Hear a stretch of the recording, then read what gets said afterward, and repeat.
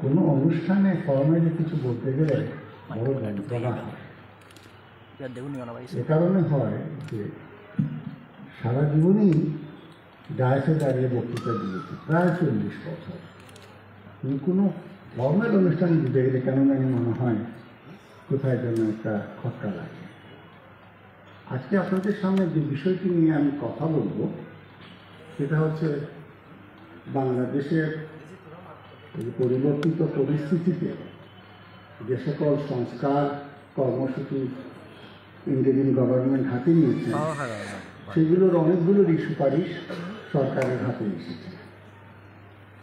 তাদের প্রায় 4-5টা সংস্কার প্রস্তাব বা সুপারিশ আমার হাতে এসেছে। তো সেগুলোকে আমি সংক্ষিপ্ত করে আপনাদের সামনে উপস্থাপন করছি। অনেক বড় বিষয় আছে, 5টা কমিশনকে ছোট করে করা খুবই কঠিন, তবে আমি সেলিয়েন্ট ফিচার্সগুলো আপনাদের সামনে উপস্থাপন করব। তারপরে আপনারা আপনাদের নিজস্ব মতামত দেবেন। এখনও দিতে হবে এমন কোনো কথা নেই, নিজেরা পড়বেন, কারণ সংবিধান হচ্ছে আমাদের চলার পথের সবচেয়ে বড় পাথর। আমি আপনাদেরকে বলেছি শিক্ষকতা করেছি, তো শিক্ষকতা করতে গিয়ে একটা জিনিস আমি শিখেছি যে প্রত্যেকটা সমাজের একটা ইতিহাস থাকে। সেটা কিন্তু আজকের ইতিহাস নয়, হাজার বছরের ইতিহাস থাকে। ইতিহাস, লিখিত ইতিহাস থাকে মাত্র কয়েক বছরে, কয়েক শতাব্দী, কয়েক হাজার বছরে। তার আগেরও ইতিহাস আছে মানুষের জীবনে। আমি শুরু করতে চাই খুব সংক্ষেপে, আমি ধরে নিচ্ছি সময় আমার হাতে খুব বেশি নেই, তো আমি শুরু করতে চাই একটা অসম্ভব প্রাসঙ্গিক একটা বিষয় নিয়ে। প্রাসঙ্গিকটা এই কারণে বলছি, 2500 বছর আগে যে কথাটা বলা হলো সেটা আজও ইকুয়ালি রেলেভেন্ট। আমি উচ্চারণ করছি সক্রেটিসের কথা দিয়ে। সক্রেটিস আপনারা জানেন, সবাই চেনেন, সক্রেটিসের সাথে পরিচয় দেওয়ার দরকার নেই। সক্রেটিসকে বলা হলো গ্রিসে যে তুমি তোমার কথাবার্তা বলতে পারবে না। কেন? তুমি তরুণদের মাঝে যে কথাগুলো বলছো তা তরুণদেরকে বিপদগামী করছে। তিনি বললেন, না, আমি তো তরুণদেরকে বিপদ থেকে পথে আনছি, কেন আমাকে থামতে বলছেন? না, তুমি যদি এটা করো তাহলে তোমার নামে বিচার হবে, শাস্তি হবে, এমনকি অনেক কিছু হয়ে যেতে পারে। শেষ পর্যন্ত বলা হলো তোমাকে মৃত্যুদণ্ডও দেওয়া হতে পারে। তখন সক্রেটিস একটা কথা বলেছিলেন যে আমার ভুল ইংরেজি হলে পাঠ করবেন, I prefer that rather than preventing my mind from speaking the truth to the world. অর্থাৎ আমি মৃত্যুকে অধিকতর শ্রেয় মনে করি তরুণদের কাছে সত্য বলা থেকে বিরত থাকার চাইতে। তখন তাকে হেমলক পানা হত্যা করা হল। সক্রেটিসের ছাত্র ছিলেন প্লেটো। প্লেটো তখন ভাবলেন the most wisest person যিনি, নভেলিস্ট পার্সন যিনি, সবচেয়ে সুন্দর বিশ্লেষণ ব্যাখ্যা করেন যিনি, সেই মানুষটি এরা মেরে ফেলল, এই সমাজ মেরে ফেলল। That means society and the body politics are sick. সমাজ এবং রাজনৈতিক কাঠামো অসুস্থ। তখন তার মনে একটা প্রশ্ন জাগলো, এটাকে কি করে সুস্থ করা যায়? And the answer is Plato's Republic. রাষ্ট্র শাসনের একটা বিরাট কাঠামো তুমি তৈরি করবে। এ কথাগুলো এই জন্য বললাম, আপনারা সবাই একটা কথা আমার সাথে একমত হবেন, যারা এগুলো ঘটিয়েছেন তারাও বিশ্বাস করেন যে গত কয়েক বছরে বাংলাদেশের রাজনৈতিক, সামাজিক, অর্থনৈতিক, ধর্মীয় সব কাঠামোটি নষ্ট হয়ে গেছে। অফিসারের দিকে তাকান, মাস্টারের দিকে তাকান, অর্থনীতিবিদের দিকে তাকান, ব্যাংকের দিকে তাকান, সব জায়গায় যেন কেমন কি হয়ে গেছে। আমি যেটা ব্যাখ্যা দিতে চাচ্ছি না। ইন্ডিয়ান গভর্নমেন্ট আসলো, তরুণরা ইন্ডিয়ান গভর্নমেন্টকে আনলো এবং তার সাথে জনগণ থাকে। এরা কি করলেন? এরা কিছুই, কোনো আইন তো হাত দেওয়া যাচ্ছে না, সব জায়গায় তো ঝামেলা। তার মানে Bangladesh society and the body politics are absolutely sick and corrupt. তখন তো ওনারা সিদ্ধান্ত নিলেন যে আমরা এটাকে কি করতে পারি। অ্যান্ড এই how can they be cured, এই প্রশ্নটা যখন আসলো তখন দেখা গেল ওনারা বলেন এগুলো সবগুলো সংস্কার করতে হবে। এই how can they be cured, সব সংস্কার করতে হবে। এই সংস্কারের প্রথম কথাটা আসলো যখন, তখন দেখা গেল যে সংস্কার কিসে করবে। বললেন আমরা mother of all the laws হচ্ছে কনস্টিটিউশন, এটাতে আমরা আগে হাত দেবো, সাথে আরো অনেক কিছুতে হাত দেবো। আপনারা জানেন অর্থনীতির উপরে বাংলাদেশের অর্থনীতি যে একদম একটা বিশৃঙ্খল অবস্থার মধ্যে চলে গেছিল, অসম্ভবভাবে বিশৃঙ্খল অবস্থার মধ্যে চলে গেছিল। সেখান থেকে উত্তরণের জন্য দেওয়াকে নিয়ে একটা কি করা হয়, কি বলে এটাকে, যাই হোক মানে শতপত্র ব্যাপার একটা কমিটি করা হলো। সেই কমিটি অত্যন্ত দৃঢ়তার সাথে, সততার সাথে, নিষ্ঠার সাথে এবং ন্যায়পরায়ণতার সাথে বিদ্যা বুদ্ধি দিয়ে ওনারা একটা রিপোর্ট দিলেন। তাতে আমরা দেখলাম যে বাংলাদেশের অর্থনীতির অবস্থা কি। সেইখানের একজন, এই শ্বেতপত্র লিখার একজন আমাদের রাষ্ট্রের প্রধানমন্ত্রী। সুতরাং আমি যে কথাগুলো বলছি আপনাদের সামনে বলবো, সেগুলো কিন্তু একেবারেই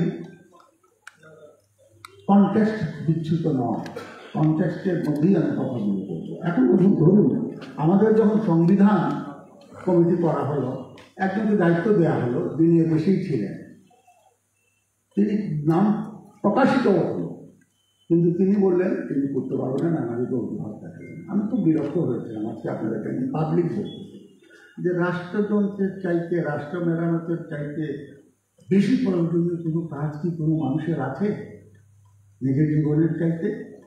আমার মনে হয়েছে, আমি আজকে আপনাকে অকপটে স্বীকার করছি, ওনার সামনে থাকলেও বলবো। তখন উনি গেলেন না। তারপরে আমরা জানি অসম্ভব মেধাবী আমেরিকা প্রবাসী বাংলাদেশি বাংলাদেশি সিটিজেন, ওনাকে ডেকে আনা হলো, উনি রাজি হলেন এটা করার জন্য। সেই সংবিধান আমাদের সামনে আছে, সুপারিশ করে। এবং আমি একটা ব্যাপারে আমার নিজস্ব কিছু, ছোটবেলায় রাজনীতি করতাম, বিশ্ববিদ্যালয়ে রাজনীতি করেছি, পড়াশোনাও করেছি, কম বেশি, যার জন্য কোনো কিছুতে এক্সেল করতে পারিনি। কিন্তু আমার একটা জিনিস মনে হতো, যাকে দিয়ে যে কাজটা করানো উচিত তাকে সেই কাজটা দিতে হবে। এটা প্ল্যাটোনিক স্টেটমেন্ট যে সমাজে জাস্টিস করতে করলে কি করতে হবে, যার যেটা করার দায়িত্ব তাকে সেটা গিভ ওয়ান হিজ ডিউ, তার ডিউটি তাকে দাও। আমরা এই কাজ এখন আমরা সেই কাজটা করতে পারি। যাকে আমি সরাসরি এই প্রেক্ষাপটটা বলে কিছু সময় নিয়ে নিলাম, প্রথম বক্তা হিসাবে গুছিয়ে উঠতে সময়টা লাগেই। এরপরে আমি আপনাদের সংবিধান সম্বন্ধে বলি। আমাদের এই সংবিধানে আমাদের বড় দুর্ভাগ্য, এই উপমহাদেশে, এই অঞ্চলে কোনোদিন কোনো সংবিধান দ্বারা শাসিত জনগণ হয় নাই বললে আপনারা রেগে উঠবেন। আপনারা চিন্তা করুন, 37-এ বাংলাদেশ ভারত শাসন আইনের পরে 47-এ যখন দেশ স্বাধীন হলো, প্রথম স্বাধীনতা যেটাকে আপনারা বলছেন বা আমরা বলছি, তারপরে কিন্তু 56-এর আগ পর্যন্ত কোনো সংবিধান আমাদের ছিল না। অ্যান্ড হুসেন শহীদ সরওয়ার্দী এসে প্রথম সংবিধান দিলেন। তার মানে এতদিন আমরা বিনা সংবিধানে চলল দেশ। তার বছর ঘুরতে না ঘুরতে আইয়ুব খান সাহেব চলে আসলেন দৃশ্যপটে। ইনি এসে এই কনস্টিটিউশনকে অ্যাব্রোগেট করে দিলেন। এমন তিনি বললেন আমি নতুন কনস্টিটিউশন দিব, বাংলাদেশের মানুষ এখনো বা পাকিস্তানের মানুষ এখনো গণতন্ত্রের জন্য তৈরি নয়। উনি বেসিক ডেমোক্রেসি করলেন 1962-তে। বেসিক ডেমোক্রেসিটা কি আমি আর ব্যাখ্যা করছি না, আপনারা সবাই জানেন। বেসিক ডেমোক্রেসি করে কি হলো, 69-এ উনি চলে গেলেন, এরিয়া খান সাহেবকে দিয়ে গেলেন দায়িত্ব। উনি লিগেল ফ্রেমওয়ার্ক করলেন, বললেন আমি সব কিছু করে দেবো তোমাদের, কিছুই করলেন না। এমনকি যারা ইলেক্টেড হলো তাদেরকেও ক্ষমতায় বসতে দিলেন না। তারা এখন আপনারা তো বাকি ইতিহাস জানেন। 72-তে এসে ডক্টর কামাল উদ্দিনের নেতৃত্বে একটা কমিশন করা হয়, এটাকে বলে কনস্টিটিউয়েন্ট অ্যাসেম্বলি হলো। পূর্ব পাকিস্তানের পরিষদ এবং সেন্ট্রাল গভর্নমেন্টের যে এমপিরা ছিলেন মেম্বারদের, তাদের যেটা কনস্টিটিউশন মানে এটা সংবিধান বানানোর একটা কমিটি, ওনারা একটা কনস্টিটিউশন বানালেন। এবং সম্ভবত আই এম নট টোটালি রং, 1972 নভেম্বরে সেই কনস্টিটিউশনটা অ্যাকসেপ্টেড হবে। তাহলে একটা কনস্টিটিউশন আমরা পেলাম বলা হয়ে থাকে, এবং আমি অনেককে এই প্রশ্ন করেছি যারা কনস্টিটিউশন করেছেন, বলেছি তাদেরকে যে আপনার যে কনস্টিটিউশন চমৎকারটা হচ্ছে আইডিয়াল কনস্টিটিউশন, এটা তো রিয়েলিটিতে হবে না। না হবে না কেন? এই কথাগুলো বলার পিছনে কারণ হলো বছর ঘুরতে না ঘুরতে নভেম্বর 1972 থেকে মার্চ 1973 থেকে ইলেকশন হলো, ইলেকশনে একটা দল জিতে আসলো, তারা এসেই প্রথম যে কাজটা করলো এই কনস্টিটিউশনের মূলে কুঠারাঘাত করবে, অর্থাৎ গণতন্ত্র নামক যে শব্দটি সব জায়গায় প্রচলিত ছিল, সব জায়গায় গ্রহণযোগ্য ছিল, যে সেটাই ধূলিসাৎ হবে। গণতন্ত্রের প্রিন্সিপলটা হচ্ছে freedom of expression, freedom of organisation, freedom of press ইত্যাদি ইত্যাদি, এই গুণগুলোই থাকলো না। আমি লম্বা করছি না, চলে যাচ্ছি। 75-এ এসে আমরা এগুলোকে আবার খুললাম, এই চলতেই থাকলো। তবে 2009 সালে এসে আমরা দেখলাম নতুন একটা কনস্টিটিউশন রিফর্মের জন্য একটা কমিটি করা হচ্ছে। এবং আমি আবারও কঠিন কথা বললে আপনারা যদি রাগ না করেন, না সবাই যদি আমাকে ক্ষমা করেন, তাহলে আমি বলবো যে ভদ্রলোককে এই কনস্টিটিউশন রিফর্মেশনের জন্য দায়িত্ব দেওয়া, দুজনকে, একজন ম্যাডাম সাজেদা চৌধুরী, উনি পলিটিশিয়ান, সারা জীবন পলিটিক্স করেছেন, কিন্তু কনস্টিটিউশন রিফর্ম করার মতো যে কনস্টিটিউশনাল নলেজ লাগে সেটা ওনার ছিল কিনা জানি না, হয়তো কতখানি না থাকারই কথা, আমাকে বসাই দিলে তো আমিও পারবো না। তার সাথে যাকে দেওয়া হলো তিনি কিন্তু ওই কনস্টিটিউয়েন্ট অ্যাসেম্বলির মেম্বার ছিলেন, তিনি কিন্তু ওই কনস্টিটিউশন কমিটিরও মেম্বার ছিলেন, but he did not sign. যে কথাটা আমি একটা জায়গায় দুটো জায়গায় বললাম, the person who did not even believe in 1972 constitution, he was given the right to কি করার জন্যে, কনস্টিটিউশনকে রিফর্ম করার জন্য। কোনো কিছুই হলো না। আপনারা জানেন শুধু একটা জিনিসে সরানো হলো, সেটা হচ্ছে কি কেয়ারটেকার গভর্নমেন্টকে বাদ দেওয়া হলো।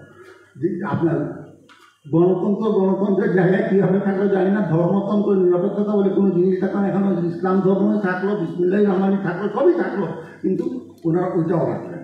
অনেক আগেই সমাজতন্ত্র ত্যাগ করে ওনারা চলে আসেন 1993-তে, তাদের দলীয় ম্যানিফেস্টো থেকে বাক্স ছেড়ে আসছেন, তারপর সেটাও সমাজতন্ত্রও রাখলেন।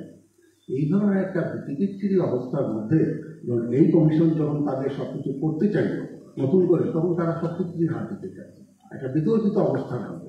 এবং তারা যে কাজটি করলেন, তারা তিনটা জিনিস বাদ দিয়ে দিলেন। আপনাদেরকে এখন আমি সরাসরি কনস্টিটিউশন আসছি, তিনটা কি দিলেন, তিনটা তারা বাদ দিয়ে দিলেন। সেই তিনটা কি?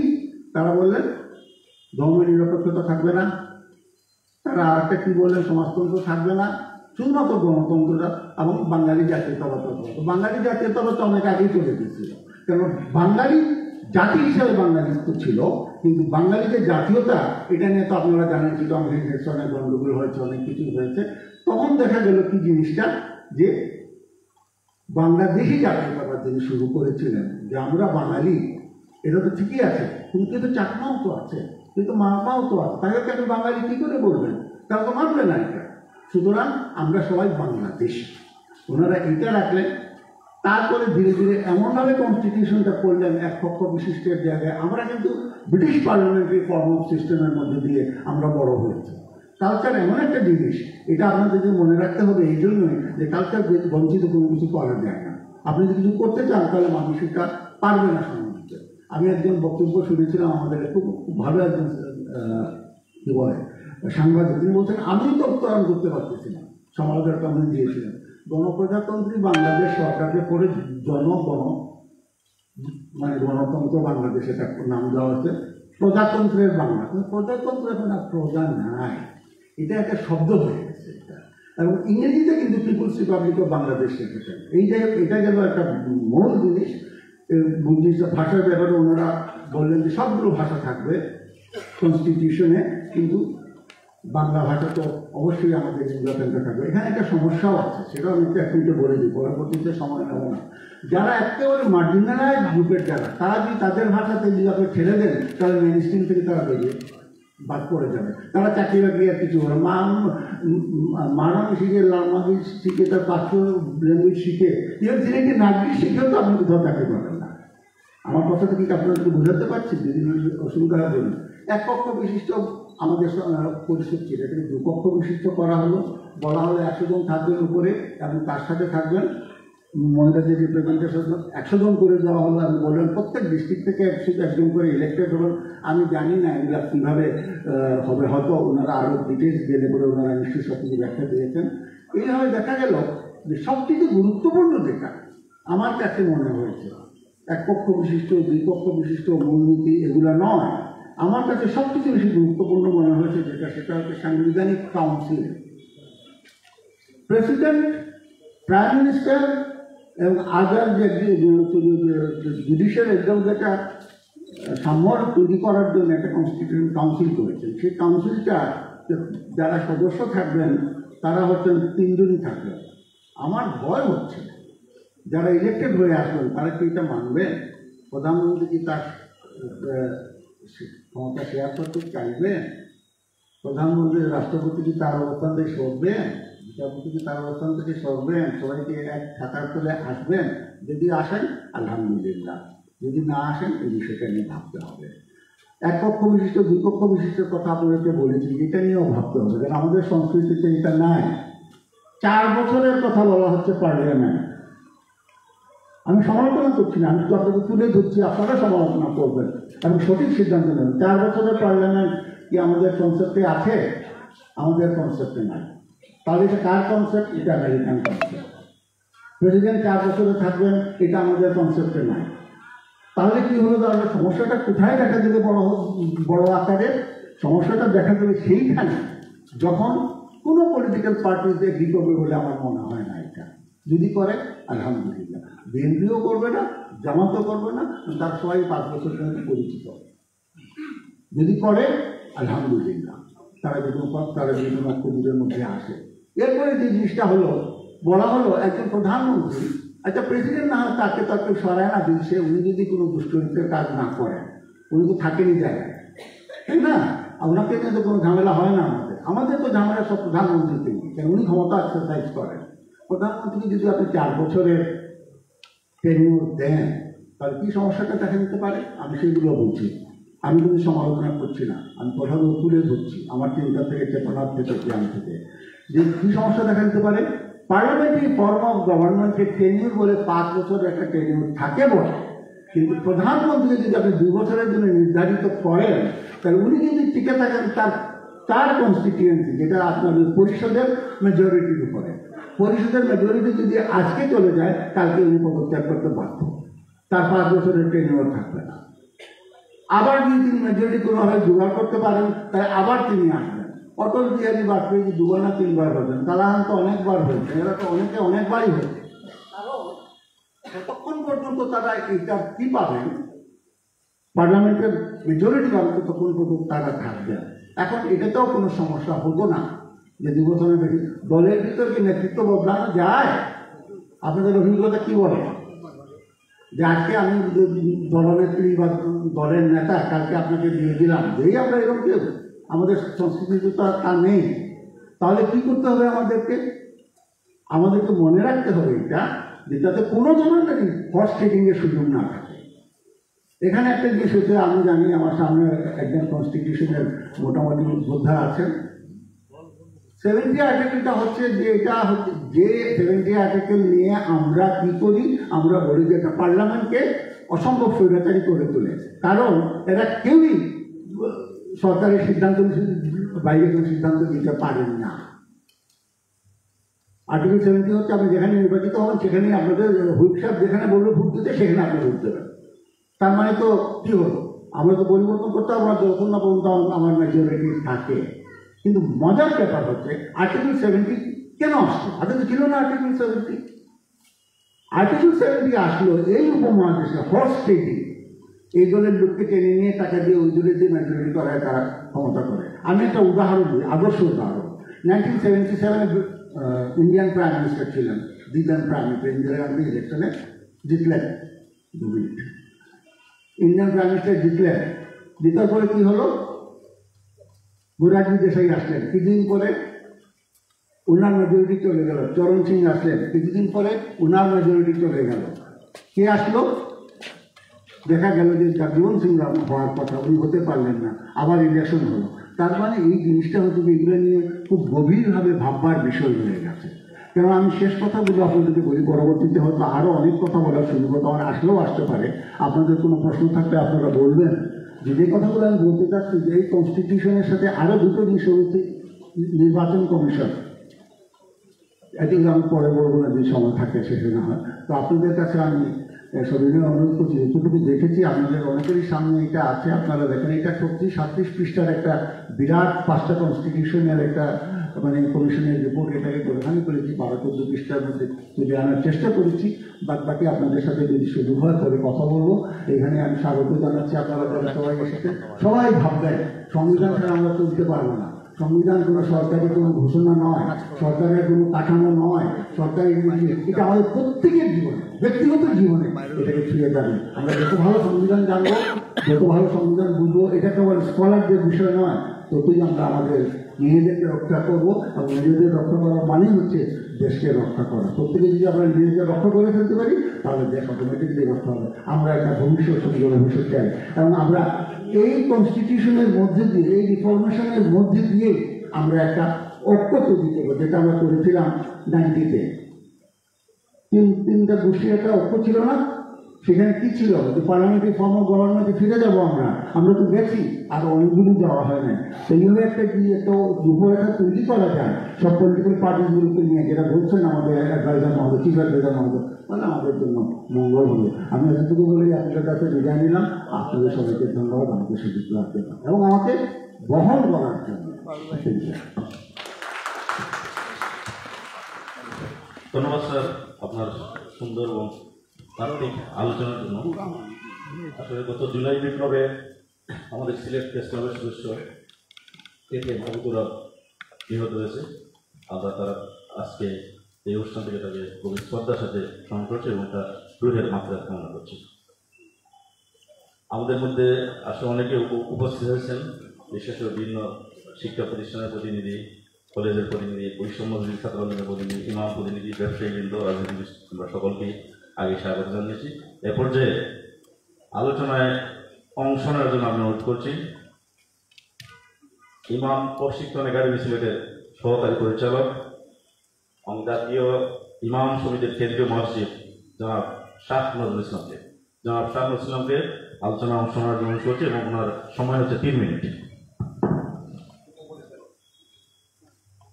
উপপরিচালক প্রমোশন।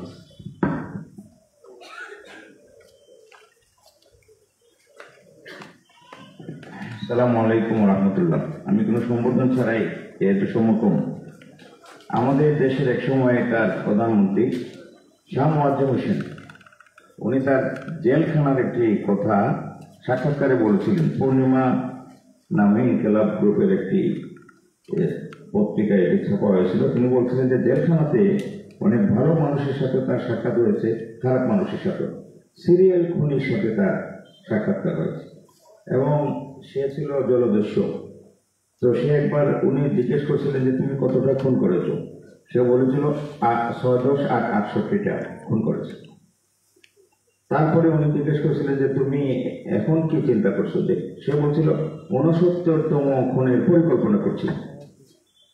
তো যে দেশ এবং যে দেশের আইন 68টা খুন করার সুযোগ দান করে এবং 69তম খুনের পরিকল্পনা করারও সুযোগ দান করে, এবং সেই খুনিকে সরকারি খরচে রান্না করে খাওয়ায়, আদালতে গাড়ি দিয়ে আনে, পুলিশ দিয়ে পাহারা দেয়, এরকম আইন প্রকৃতপক্ষে মানুষের সমাজে সুশাসন প্রতিষ্ঠা করার আইন হতে পারে না। এই জন্য আমাদের বিচার ব্যবস্থা যেটা, এই বিচার ব্যবস্থা এবং আইনের সংস্কার প্রয়োজন। আপনারা এখানে অনেক জ্ঞানী গুণী সবাই বসে আছেন। ইবনে খালদুন তার মুকদ্দিমা তিনি সুশাসন প্রতিষ্ঠা করার জন্য 8টি শর্তের কথা বলেছেন। 1 নম্বর হচ্ছে যে আইন নিজে জুলুম মুক্ত হইতে হবে। আমরা বিগত সময়ে দেখছি যে ছেলের দেশে বাপকে ধরিয়ে নিয়ে যাচ্ছে, বাপের দেশে ছেলেকে গুম করে নিয়ে যাচ্ছে। তো এরকম আইন যদি একটি দেশে থাকে, সেই দেশের শান্তি এবং উন্নয়ন কোনোভাবেই সম্ভব নয়। তো আইন নিজে জুলুম মুক্ত হইতে হবে। আইনের প্রয়োগে মানুষের যারা অপরাধী তাদের জীবন সংকীর্ণ হয়ে যেতে হবে, এবং আইনের প্রয়োগে শান্তিপ্রিয় মানুষ যারা তাদের জীবনে শান্তি এবং স্বস্তি নিশ্চিত হবে। এবং 4 নম্বর হচ্ছে যে শান্তিপ্রিয় মানুষ আইনের আশ্রয় গ্রহণ করবে। আমাদের দেশে যে আইন আছে আমরা কিন্তু আইনকে ভয় করি, এবং আমাদের যারা এই দেশের প্রকৃতপক্ষে নিরীহ মানুষ তারা আইনের আশ্রয়ে যেতে চায় না। কারণ আইনের আশ্রয়ে যাওয়া মানে এক পণ্ডিত গুরুজন বলেছেন যে মুরগির জন্য বিচার চাইতে গিয়ে গরু বিক্রি করতে হবে। তো এই জন্য এই শান্তিপ্রিয় মানুষ মামলা মোকদ্দমায় যাইতে চায় না, সফর করে। তারপরে হচ্ছে যে সুস্থ এবং নির্মল সাহিত্য সংস্কৃতির লালন করবে। আইন অনাচার অবিচার নির্মূলে যথেষ্ট বলে প্রতীয়মান হবে এবং প্রমাণিত হবে। আইন সকলের জন্য সমানভাবে প্রযোজ্য হবে। আমরা দেখতে পেয়েছি যে রাষ্ট্রপতি খুনিকে ক্ষমা করে দিয়েছে। তো এরকম যদি ব্যবস্থা থাকে রাষ্ট্রপতির হাতে, তাইলে এদেশে কোনোদিনই সুশাসন, গুড গভর্নেন্স প্রতিষ্ঠা হওয়ার কোনো সুযোগ নেই। আর এরকম আইনের বিরোধিতা করলে এটা হবে এই জাতির জন্য আত্মহত্যার শামিল।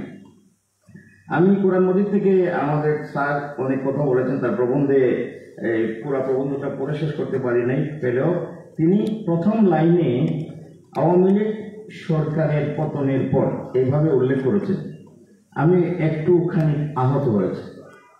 এখানে একটা বিশেষণ দিলে খুশি হতাম। আমি এটা পরবর্তী চিন্তা করার জন্য অনুরোধ জানাবো যে শুধু প্লেন আপনি আওয়ামী লীগ যদি বলেন তাহলে এটা আমাদের আহত হওয়ার কারণ আছে। তো এখানে একটা অন্তত একটা বিশেষণ লাগালে আমরা খুশি হবো। কোরআন মধ্যে সূরা হুদ 11 নম্বর সূরা 118 নম্বর আয়াতে আল্লাহ তাআলা বলছেন, ওয়ালাউ শাআ রাব্বুকা লাজাআলান নাসা উম্মাতান ওয়াহিদা। আল্লাহ যদি চাইতেন সমস্ত মানুষকে একই ধর্মের একই মতাদর্শে বানাই দিতেন, কিন্তু আমাদের স্রষ্টা কিন্তু তা করেন। আমাদেরকে বাই চয়েস বিভিন্ন ধর্ম এবং মতবাদ অবলম্বনের সুযোগ দান করেছেন। যদি তিনি বলেছেন ওয়াহাদাইনা নাজদাইন, আমি দুটি রাস্তা তাদেরকে দেখিয়েছি, সৎ এবং অসৎ। তো এখানে যেহেতু আমরা মিশ্র জনগোষ্ঠী বসবাস করি বিভিন্ন ধর্ম মতবাদ মতাদর্শে, এই ধর্ম মতবাদ মতাদর্শের মানুষের মধ্যে একটা সহনশীলতা, একটা ন্যূনতম সহনশীলতা আমাদের থাকতে হবে। কোনো দল যদি মনে করে যে সমস্ত দেশের মানুষ একই দলের হয়ে যেতে হবে, কোনো ধর্ম যদি এটা মনে করে, কোনো মতাদর্শ যদি এটা মনে করে, তাহলে সেখানে সংঘাত অনিবার্য হবে। তাহলে সংবিধানে স্যার যেটা উল্লেখ করেছেন, সংবিধানে এই বিষয়টি নিশ্চিত থাকতে হবে যে কেউ কাউকে চাপিয়ে দিতে পারবে না। আমরা বিগত সময়ে দেখেছি যে অমুক দল না করলে সে চাকরি পায় না, দলীয় তালিকা দেওয়া হচ্ছে এবং তারা চাকরি পাচ্ছে। দলীয় তালিকা দেওয়া হয়েছে যে এরকম ক্রাইটেরিয়ার যারা আছে, সকালে সিজদার চিহ্ন আছে, ঘন্টার উপর কাপড় পরে তাদেরকে প্রমোশন দেওয়া যাবে না। এরকম জুলুম এবং এরকম নির্যাতন কিন্তু এই দেশে হয়েছে। এই জন্য সকল ধর্ম এবং মতবাদের মানুষের যেন এখানে সমান সুযোগ সুবিধা থাকে, এই বিষয়টি সংবিধানে আসা দরকার বলে আমরা মনে করি। আমি স্যার যেটা বক্তব্য রেখে দিয়েছে, আমাদের বিভিন্ন বিষয়ের 11টা কমিশন হয়েছে, এই সবগুলো বিষয়ের ধ্বংস হয়ে গেছে। আপনি বলেছেন, এটা আমরা সবাই স্বীকার করি, এগুলি সংস্কার দরকার। এর আগে দরকার মানুষের সংস্কার, ব্যক্তি মানুষের সংস্কার। ব্যক্তি মানুষের যদি সংস্কার না হয়, তাহলে একজন দুর্নীতিবাদ মানুষকে ওখানে বসে রাখেন, মানে ঘুষের এখন কি কোনো পরিবর্তন হয়েছে আমি মনে করি না। যে ফাইল নড়ে পয়সা ছাড়া বিভিন্ন দপ্তরের নাম বলতে চাই না, কিন্তু এটা এখন আছে। তাহলে ব্যক্তি মানুষের যদি পরিবর্তন না আসে, যে তার মধ্যে জবাবদিহিতার বিষয় যদি না আসে, তাহলে সেটি কিন্তু হবে না। এবং স্বাধীনতা বলতে যা ইচ্ছা তাই করা এরকম কিন্তু না, স্বাধীনতার একটা ডেফিনেশন আছে। তো এইটাও আমাদের বুঝতে হবে। এবং আমাদের দেশে এখন অনাচার এবং অবিচার অব্যাহতভাবে চলার কারণে মানুষের নিজের হাতে আইন তুলে নেওয়ার প্রবণতা তৈরি হয়েছে। এটি একটি রাষ্ট্রকে অকার্যকর রাষ্ট্রে পরিণত করার মতো ব্যবস্থা। সুতরাং কোনোভাবেই আইন নিজের হাতে তোলা যাবে না, কিন্তু এর আগে সুবিচার নিশ্চিত করতে হবে। এখানে আমি দেখতে পাচ্ছি অনেক আইনের লোকজনও আছেন। আমি বিনয়ের সাথে অনুরোধ করতে চাই, আমরা বক্তব্যের সময় বলি যে আইনের শাসন, আইনে যদি জুলুম থাকে সেই আইনের শাসনে সুশাসন হবে না। সুতরাং এখানে ন্যায় শাসন, আইনের শাসনের পরিবর্তে ন্যায় শাসনকে যুক্ত করতে আল্লাহ তাআলা কোরআন মধ্যে বলছে, ইন্নাল্লাহা ইয়া'মুরু বিল আদলি ওয়াল ইহসান, যে আদল এবং ইহসান একই সাথে সুশাসন থাকতে হবে, সুবিচার থাকতে হবে, ন্যায় শাসন থাকতে হবে এবং সদাচার থাকতে হবে। এই দুটি জিনিস যদি হয় তাহলে আমাদের সুশাসন প্রতিষ্ঠা সম্ভব হবে। কোন দেশে যদি সুশাসন না থাকে তাইলে আমরা দৃশ্যমান কিছু উন্নয়ন দেখতে পারি, সেই উন্নয়ন টেকসই হবে না, সাস্টেইন করবে না। তো উন্নয়নকে সাস্টেন করার জন্য পূর্ব শর্ত হচ্ছে সুবিচার। সুবিচার হলে সেখানে শান্তি এবং স্বস্তি আসবে, এবং শান্তি এবং স্বস্তির নিরাপত্তা যদি থাকে তাহলে সেখানে আপনি দেখেন যে এটা না থাকার কারণে লিবিয়া সানাচুর হয়ে গেছে, কারণ ইরাক, সিরিয়া এগুলি সানাচুর হয়ে গেছে। তো এই জন্য একটি দেশের আমরা দৃশ্যমান কিছু উন্নয়নের কথা বলতে পারি, সেই উন্নয়ন থাকবে না যদি না সেখানে সুবিচার এবং শান্তি স্বস্তি এবং নিরাপত্তা নিশ্চিত হয়। তো এইটা আর হচ্ছে যে আমাদের নির্বাচনের ক্ষেত্রে আমি স্যারের পুরো প্রবন্ধ পরিশেষ করতে পারিনি। নির্বাচনের ক্ষেত্রে আমার একটা প্রস্তাবনা হচ্ছে যে দল ভিত্তিক নির্বাচন, কোনো ব্যক্তিকে নির্বাচন না করা, তাহলে এখানে গুন্ডামি মোস্তামি হবে, পয়সা খরচ হবে। দলকে নির্বাচন করা, দলকে নির্বাচন করলে আনুপাতিক হারে সেখানে সংসদ সদস্য হবে। দ্বিকক্ষ বিশিষ্ট সংসদ করার অর্থ হচ্ছে আমাদের দেশে খরচ বাড়ানো। খরচ বাড়ানো বলুন, এর চাইতে ভালো হচ্ছে যে এটা আরবিতে বলা হয় মজলিসুল মাহিরিন, যে বিশেষজ্ঞদের আলাদা একটা ইয়ে থাকতে পারে। যে আমাদের দেশে আপনি কৃষি মন্ত্রণালয়ের যারা কাজ করেন তারা কেউ কৃষিবিদ না, তাইলে সেখানে আমাদের কৃষিবিদরা যে প্রস্তাব দিতেছেন ওখানে গিয়ে হুসট খাইতেছে, এই জন্য সমস্যা হচ্ছে। যারা আপনার স্বাস্থ্য মন্ত্রণালয়ে কাজ করেন, দেখা গেল যে উপরের দিকে সচিব মন্ত্রী এরা কেউই চিকিৎসক না, তাইলে এই সমস্ত বিষয়ে সমস্যা। এই জন্য সংশ্লিষ্ট বিষয়ের এক্সপার্টরা যেন সেই মন্ত্রণালয়ে কাজ করেন এবং তাদের এক্সপার্টদের দিয়ে আর কি মজলিসুল মাহিরিন বা বিশেষজ্ঞ পরিষদ এটা করা যেতে পারে, যাতে করে যার যার যে সেক্টর আছে সেই সেক্টরের কার্যক্রমের তারা নজরদারি করতে পারেন, আইনের ক্ষেত্রেও তারা নজরদারি করতে পারেন। আপনাদের সবাইকে অসংখ্য ধন্যবাদ। আসসালামু আলাইকুম রহমতুল্লাহ। ধন্যবাদ জনাব শাহানুল ইসলাম। আসলে আমরা সবার বক্তব্য শুনতে চাই, আমাদের বক্তাদের নির্ধারিত সময় হচ্ছে 3 মিনিট। এ পর্যায়ে আলোচনার জন্য অনুরোধ করছি সিলেট প্রেস মিডিয়া চার্চের সভাপতি জনাব দিকন নিজুম সাংমা। জনাব দিকন নিজুম সাংমা।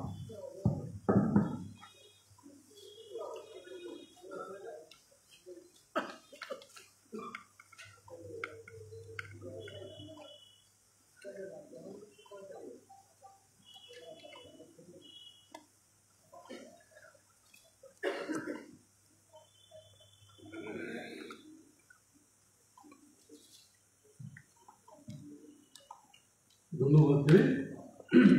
আজকে নাগরিক সংলাপের যে সভাপতি আরো প্রধান অতিথি, বক্তব্য উপস্থাপক এবং যারা আলোচক, শিক্ষাবিদ, রাজনীতিবিদ, পেশাজীবী, ব্যবসায়ী, ছাত্র প্রতিনিধি, সকলকে আমার পক্ষ থেকে এবং আমার খ্রিস্ট সমাজের পক্ষ থেকে শুভেচ্ছা জানাই। আজকে যে সংস্থা জাতীয় ঐক্য এবং ভাবনা নিয়ে আজকে এখানে এসেছেন, আসলে এটা আমাদের জন্য, জাতি গঠনের জন্য খুবই ভালো। কারণ আমরা যদি আমাদের এই জাতি এবং আমাদের সমাজ এখন যেভাবে আমরা অনৈতিকভাবে আমরা জীবনযাপন করছি, এর জন্য আমাদের আসলে এটা সংস্কার করা অবশ্যই প্রয়োজন। তাই আমি আইনবিদ নই, শিক্ষাবিদ নই, আমি আসলে সম্মান করি যারা এই যে আজকে উপস্থাপন করেছেন, যারা আইন করেছেন, সমস্ত জাতি ধর্ম নির্বিশেষে সব নাগরিকের জন্য যেভাবে ভালো সেভাবে যদি আমরা একটা নতুন সংবিধান পাই, এটা আমাদের জন্য আসলে খুবই প্রয়োজন।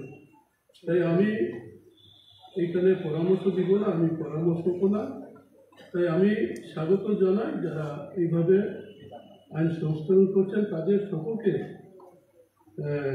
শুভেচ্ছা জানিয়ে আমার এই বক্তব্য এখানে আমি সমাপ্ত করছি।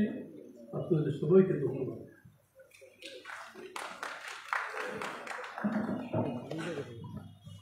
ধন্যবাদ জনাব দিকন নিজুম চাকমা আপনার সংক্ষিপ্ত সুন্দর বক্তব্যের জন্য। এ পর্যায়ে আমি বক্তব্য রাখার জন্য অনুরোধ করছি আমাদের মহিলা প্রতিনিধি উইমেন ফর উইমেন রাইটসের প্রেসিডেন্ট সামিয়া বেগম চৌধুরী। বক্তব্য রাখবেন সামিয়া বেগম চৌধুরী।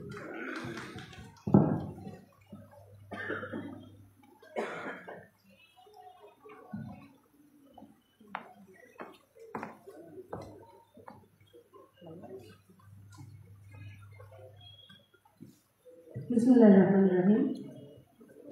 আজকে এই নাগরিক সংলাপের আয়োজক সহ সহযোগিতা যারা করেছেন এবং যারা আমার সামনে উপস্থিত রয়েছেন, আসসালামু আলাইকুম। আমরা আজকে সংস্কার, জাতীয় ঐক্য এবং আমাদের ভাবনা নিয়ে আলোচনা করব। আমাদের প্রত্যেকেরই দু তিনটা সমাজে যারা আছে দু তিনটা পরিচয় থাকে। আজকে আমি এইখানে এসেছি, আমার একটি সংগঠন আছে উইমেন ফর উইমেন রাইটস, সেটির সভানেত্রী হিসেবে। আপনারা জানেন অনেকগুলো সংস্কার প্রস্তাব এসেছে। আমরা সেই সংস্কার প্রস্তাবগুলোর বিচার বিশ্লেষণ যদি সবাই একসাথে করতে যাই, সারাদিনও শেষ হবে না। আমি শুধু আমার নারী নেতৃবৃন্দ যাদেরকে নির্বাচন করা হবে তাদের বিষয়টা উল্লেখ করতে চাই। প্রতিটি জেলা ওয়ারি আমরা কিন্তু একজন নারী নির্বাচন করার প্রস্তাব পেয়েছি এই সংস্কার কমিশন থেকে। একটা জেলাতে কতটা আসন থাকে? আমাদের জেলাতে 6টা আসন। আমরা প্রতিটা সিটি কর্পোরেশন নির্বাচনের অভিজ্ঞতা থেকে দেখতে পাই 3টা আসনে একজন নারী নির্বাচিত হন। খেয়াল করবেন, সেখানে একজন নারী যখন নির্বাচিত হন তখন তার কি পরিমাণ কষ্ট একজন যোগ্য নারীর উঠে আসা, সেজন্য অনেক ক্ষেত্রে সম্ভব হয়ে ওঠে না। এক্ষেত্রে আমার কাছে মনে হয় আরেকটু বিচার বিশ্লেষণের প্রয়োজন আছে। নারীদের সমাজে পিছিয়ে একটা সমাজ এগিয়ে যেতে পারে না। সেখানে আমাদের সমাজে আছে অর্ধেক থেকেও বেশি নারী ভোটার। আমার কাছে মনে হয় আপনারা একমত, ঐক্যমতের সরকার হবে ইনশাল্লাহ। তো আমার কাছে মনে হয় যে সেক্ষেত্রে ইকুইটির কিছু প্রয়োজন আছে। বর্তমান যেটা ব্যবস্থা আছে সেটার পাশাপাশি আমরা একটা পার্সেন্টেজ কি তুলে ধরতে পারি না, যেখানে নির্বাচনের ক্ষেত্রে সেই পার্সেন্টেজ, আমি 1/3 বলবো না, আরপিও অ্যাক্টে 1/3 আছে, আমি সেখানেও যাচ্ছি না। ইকুইটির ক্ষেত্রে আমরা কিছু সংখ্যক নারীদেরকে যেভাবে প্রচলিত ধারায় পছন্দ করে দল থেকে নির্বাচন করা হচ্ছে সেটা হচ্ছে, পাশাপাশি মনোনীত করা হচ্ছে, পাশাপাশি নির্বাচনের জন্য আমরা একটা পার্সেন্টেজ তুলে ধরতে পারি কিনা সেই পার্সেন্টেজটা আমি বলতে চাচ্ছি না, সেটা ব্যাপক আলোচনার বিষয়। আরেকটি হচ্ছে তখন হবে কি, নারীদেরকে ওই যে সিটি কর্পোরেশনের যেটা নিয়ে এখন সবসময় একটা আন্দোলন হয়, সবসময় কথা হয় যে নারী কাউন্সিলর যারা, তারা পুরুষ কাউন্সিলরের সমান সুযোগ পায় না, যদিও আছিল। তো সেই ক্ষেত্রে আমরা সেই ইকুয়ালিটিটা দ্রুত গতিতে লাভ করতে পারি। এক্ষেত্রে আমার এই প্রস্তাবটা থাকলো, যদি এটা সম্ভব হয় আমার কাছে মনে হয় দ্রুত এই ক্ষেত্রে আমরা কামিয়াব হতে পারবো। সংস্কারের বাকিগুলো আমি আমার ভাইদের কাছে রেখে আমি ঐক্যতে যেতে চাচ্ছি। প্রতিটা মানুষ, কেউ রাজনীতি করি, কেউ আমরা সুশীল সমাজ বলবো না, এটা তো এমন পচানো হয়েছে। আমি বিভিন্ন ডিপার্টমেন্ট বলবো, যেমন আমাদের প্রেস ক্লাব আছেন, অর্গানাইজেশনের বিভিন্ন এনজিও আছেন, ইউনিভার্সিটি আছেন। তো বিভিন্ন সংগঠন থেকে আমরা তাদের প্রতিনিধি নিয়ে আমরা কি কোনো জাতীয় ঐক্যমতের একটা প্ল্যাটফর্ম করতে পারি কিনা, যে প্ল্যাটফর্মে মুখ্য ভূমিকা হবে সেটা দল মত নির্বিশেষে যে কোনো সমস্যার সময় সেটা নিয়ে আলোচনা করবে, তাদের গ্রহণযোগ্যতা থাকবে সমাজে। তো তাদের অনেকটা আমাদের সমাজের এটা যে আমরা রাজনীতি করি যখন আমরা অনেক সময় অনেক ভুল করে অনেকে, আমরা যখন এনজিওতে কাজ করি তখনও অনেক সময় অনেক ভুল হয়। কার কাছে যাই, আমরা কোর্টে যাচ্ছি, বিভিন্ন জায়গাতে সামাজিক যে একটা প্ল্যাটফর্ম থাকে, সেই প্ল্যাটফর্মটা কি আমরা করতে পারি কিনা। তো আমি এতটুকুই বলবো। আজকে সবাইকে ধন্যবাদ জানিয়ে আমার বক্তব্য এখানে শেষ করছি। ধন্যবাদ সবাইকে। আসসালামু আলাইকুম। ধন্যবাদ। আজকে আমাদের আয়োজনে সহযোগিতা করছে সিলেটের প্রথম বেসরকারি বিশ্ববিদ্যালয় লিডিং ইউনিভার্সিটি এবং Sylhet chamber of commerce and industry, তাদের প্রতিনিধি আমাদের এখানে উপস্থিত হয়েছে, আমরা তাদেরকে স্বাগত জানাচ্ছি। এ পর্যায়ে আলোচনা অংশ নেবেন সিলেট মহানগর জামাতের আমির জনাব মোহাম্মদ ফখরুল ইসলাম।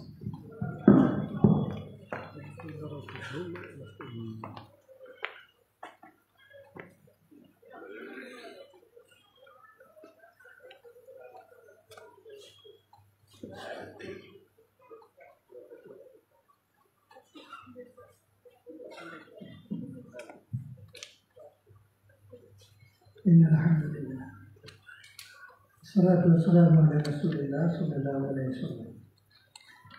আজকের এই সংলাপে শ্রদ্ধাভাজন চেয়ারপারসন, উপস্থিত বিভিন্ন সমাজের গুরুত্বপূর্ণ ব্যক্তিবর্গ, রাজনৈতিক দলের নেতৃবৃন্দ, ছাত্র প্রতিনিধি এবং সমাজে নিয়ে যারা ভাবেন কাজ করেন বিভিন্ন রঙের দায়িত্বশীল ব্যক্তিবর্গ, আসসালামু আলাইকুম ওয়া রাহমাতুল্লাহ। তিনটি বিষয়কে সেখানে নিয়ে আসা হয়েছে: সংস্কার, ঐক্য, ভাবনা। সংস্কারে আজকে আমার হাতে যে বিষয়টা পেয়েছি, আমাদের ডক্টর কামর আহমদ স্যার যে বিষয়টা পেশ করে গেলেন, সংবিধান সংস্কার কমিটির সুপারিশ মালা। একটা জাতি, একটা দেশ পরিচালনার জন্য সংবিধান হল তার মূল চালিকা শক্তি। সেই সংবিধান যদি যথার্থভাবে রচিত হয় জন আকাঙ্ক্ষার আলোকে এবং জনবাস্তবতার আলোকে, তাহলে সেই রাষ্ট্র তার জনগণকে সন্তুষ্ট রাখতে পারে। যখনই সেই সংবিধান দলীয় মনোবৃত্তি থেকে ব্যক্তি স্বার্থকে অগ্রাধিকার দিয়ে অথবা অন্য কোনো গোষ্ঠী বা মতকে প্রাধান্য দিয়ে রচিত হয়, তখন সমাজের একটা বড় অংশ এই সংবিধানের উপকারিতা থেকে বঞ্চিত থেকে যায়, সেখান থেকে বাদ পড়ে যায়। আমরা আমাদের বাংলাদেশে যারা বসবাস করি, এখানে বিভিন্ন ধর্মাবলম্বী ব্যক্তিবর্গরা রয়েছেন। আমরা হিন্দু, মুসলিম, বৌদ্ধ, খ্রিস্টান দীর্ঘদিন থেকে একসাথে বসবাস করে আছি। আমাদের সাম্প্রদায়িক সম্প্রীতির যে বন্ধন, আমাদের দেশের পারস্পরিক নাগরিকদের মধ্যে যে প্রীতি এবং ভালোবাসা, সেটা অন্য দেশের তুলনায় অনন্য এবং অন্য একটা উচ্চ মাত্রায় রয়েছে। অনেক দেশেই সাম্প্রদায়িক বিভিন্ন কিছু হয়েছে, কিন্তু আমাদের দেশে সেই রূপ কিছু হয় নাই। সেখানে এই সকলের মতের প্রকাশ ঘটে, সকলের তাদের মনের চাহিদাটুকু প্রকাশিত হয়। সেই ধরনের বিষয় নিয়েই সংবিধান রচিত হবে এবং সেই আলোকেই পরিচালিত হবে, এটি প্রত্যাশা। সংস্কার কমিশনের গুরুত্বপূর্ণ কয়েকটি বিষয় এখানে নিয়ে এসেছেন। আসলে আমি হাতে এটা এখনই প্রথম পেলাম, এর আগে এটা এইভাবে দেখি নাই। অনেকগুলো বিষয় নিজের মনের সাথে মিলে দিয়েছে। বাঙালি এবং বাংলাদেশি, বাঙালি বললে এটা একদম বিস্তৃত হয়ে যায় ইন্ডিয়া পর্যন্ত, ভারতের রাজ্য পর্যন্ত চলে যায়। কিন্তু আমরা স্বতন্ত্র একটি স্বাধীন দেশ, স্বাধীন দেশে বসবাস করি, স্বতন্ত্র কৃষ্টি কালচার আমরা ব্যবহার করে চলি। সেই জায়গা থেকে আমাদের পরিচয় বাংলাদেশিটাই উত্তম হবে, যেটা প্রস্তাবনায় এসেছে। এটা আমি মনে করি অত্যন্ত যৌক্তিক এবং সেটাই আমাদের কাম্য। নাগরিকত্বর ব্যাপারে সেখানে কিছু বিষয় সেখানে নিয়ে আসা হয়েছে। তারপর সংবিধানের মূলনীতির ব্যাপারে এখানে যে বিষয়গুলো নিয়ে আসা হয়েছে, সেই বিষয়গুলোও আমি মনে করি যে অত্যন্ত যুক্তিভিত্তিক। আগে যে বিষয়গুলো ছিল, জাতীয়তাবাদ, সমাজতন্ত্র, ধর্ম নিরপেক্ষতাবাদ, এই তিনটি মতের ভিত্তিতে দলের আদর্শ রয়েছে। তাহলে সংবিধানে 3টি দলের আদর্শকে সেখানে প্রাধান্য দেওয়া হলো, অন্য দলগুলোর আদর্শ কোথায় যাবে, তাদের চিন্তা এবং ভাবনার প্রতিফলন কোথায় হবে? এবার যদি আমরা দলীয় বিষয়ে বিবেচনা করতে যাই তাহলে তো ইসলামিক দলগুলো এটা নিয়ে আসতে হবে, তারপরে খ্রিস্ট ধর্মী জনগণ তারা তাদেরও একটা নিয়ে আসতে হবে। সেই জায়গা থেকে যে কমন যে প্রস্তাবনাগুলো এসেছে যে সাম্য, মানবিক মর্যাদা, সামাজিক সুবিচার, গণতন্ত্র, এই সমস্ত বিষয়গুলা বহুতত্ত্ববাদ, এটা আমার মাথায় আসতেছে না, কি এটা বিশ্লেষণ হয়তো জানলে বুঝতে পারবো এটাতে কি বোঝানো হয়েছে। কিন্তু বাকিগুলোর সাথে আমি ব্যক্তিগতভাবে একমত এবং আমরা সেই ধরনেরই একটা সমাজ চাই এবং এটা পরিবর্তন হলেই জন আকাঙ্ক্ষার প্রতিফলন ঘটবে। দ্বিকক্ষ বিশিষ্ট আইনসভার কথা এখানে উল্লেখ করা হয়েছে।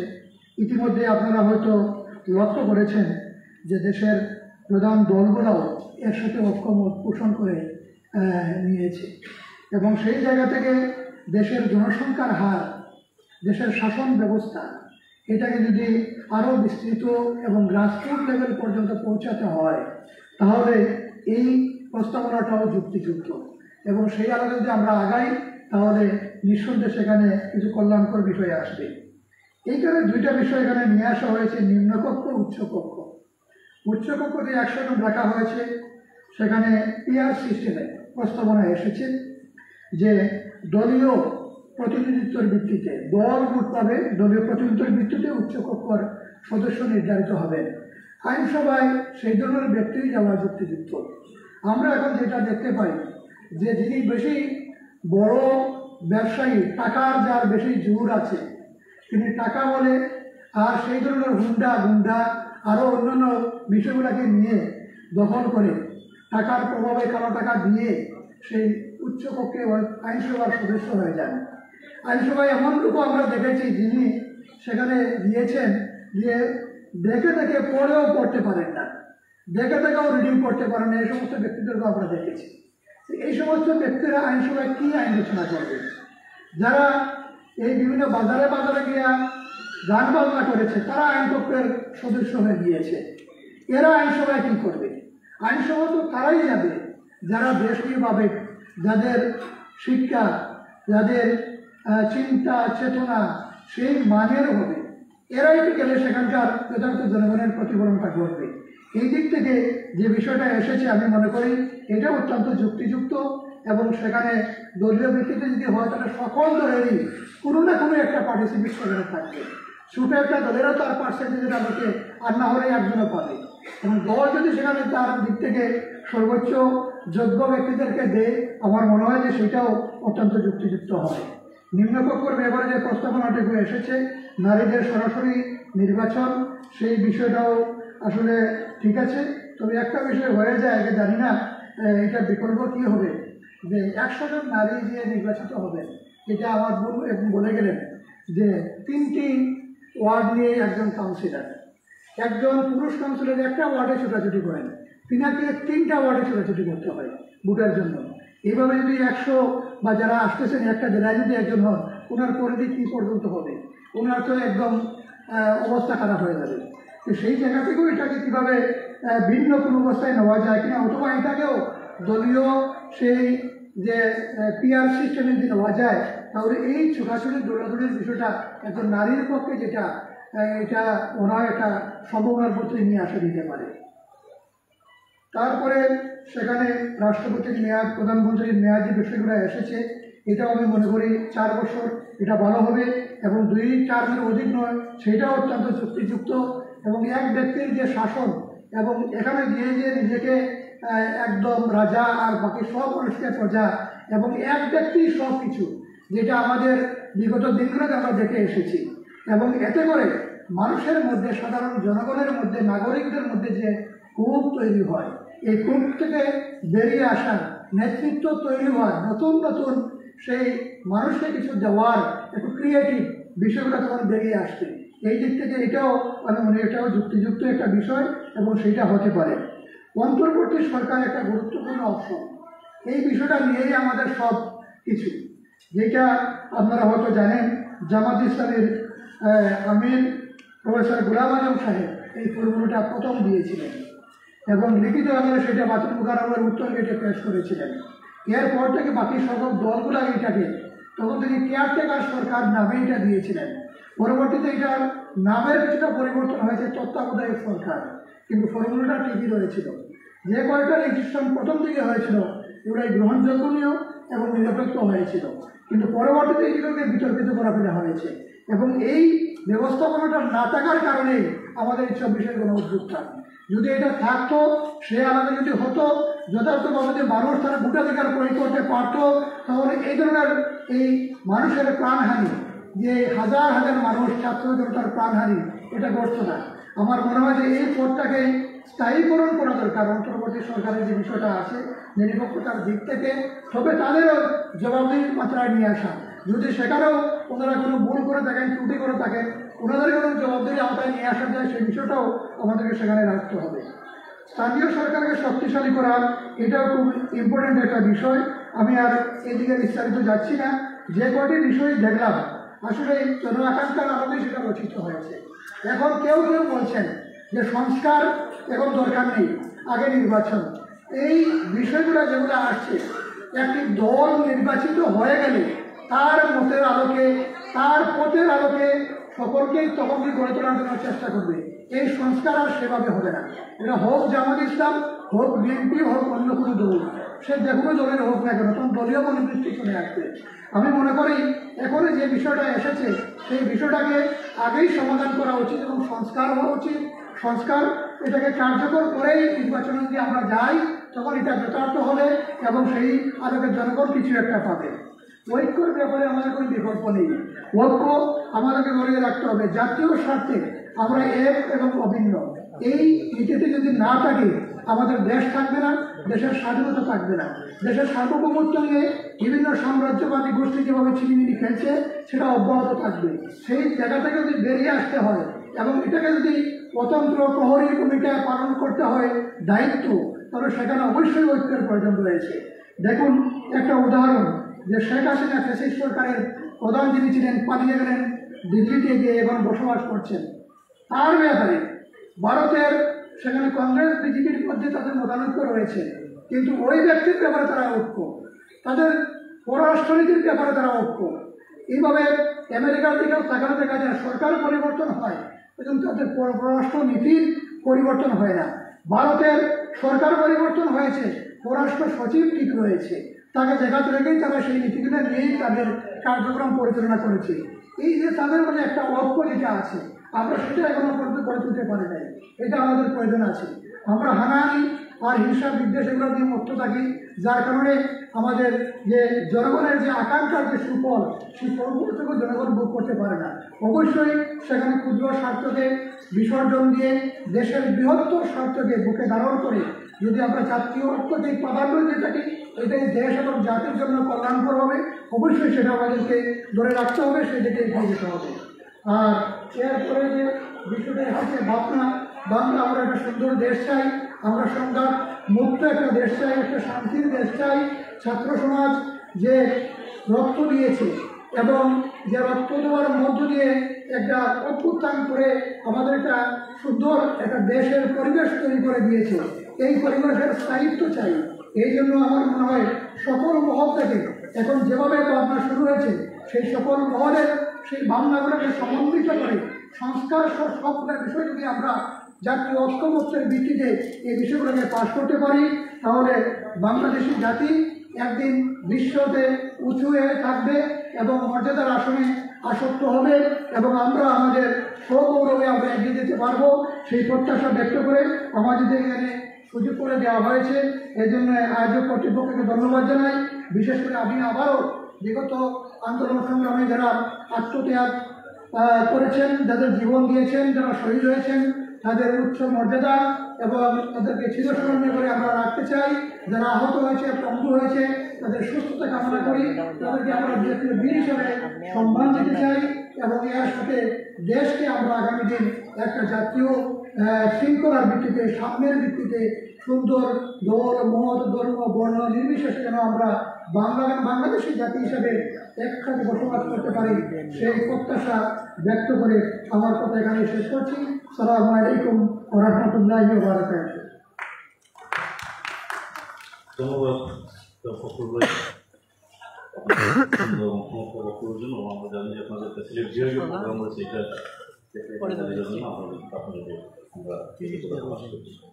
এ পর্যায়ে বক্তব্য রাখার জন্য অনুরোধ করছি বৈষম্যবিরোধী আন্দোলনে নিহত শহীদ মোস্তাক আহমদের ভাই সোহেল আহমদকে বক্তব্য রাখার জন্য অনুরোধ করছি। সোহেল আহমদ।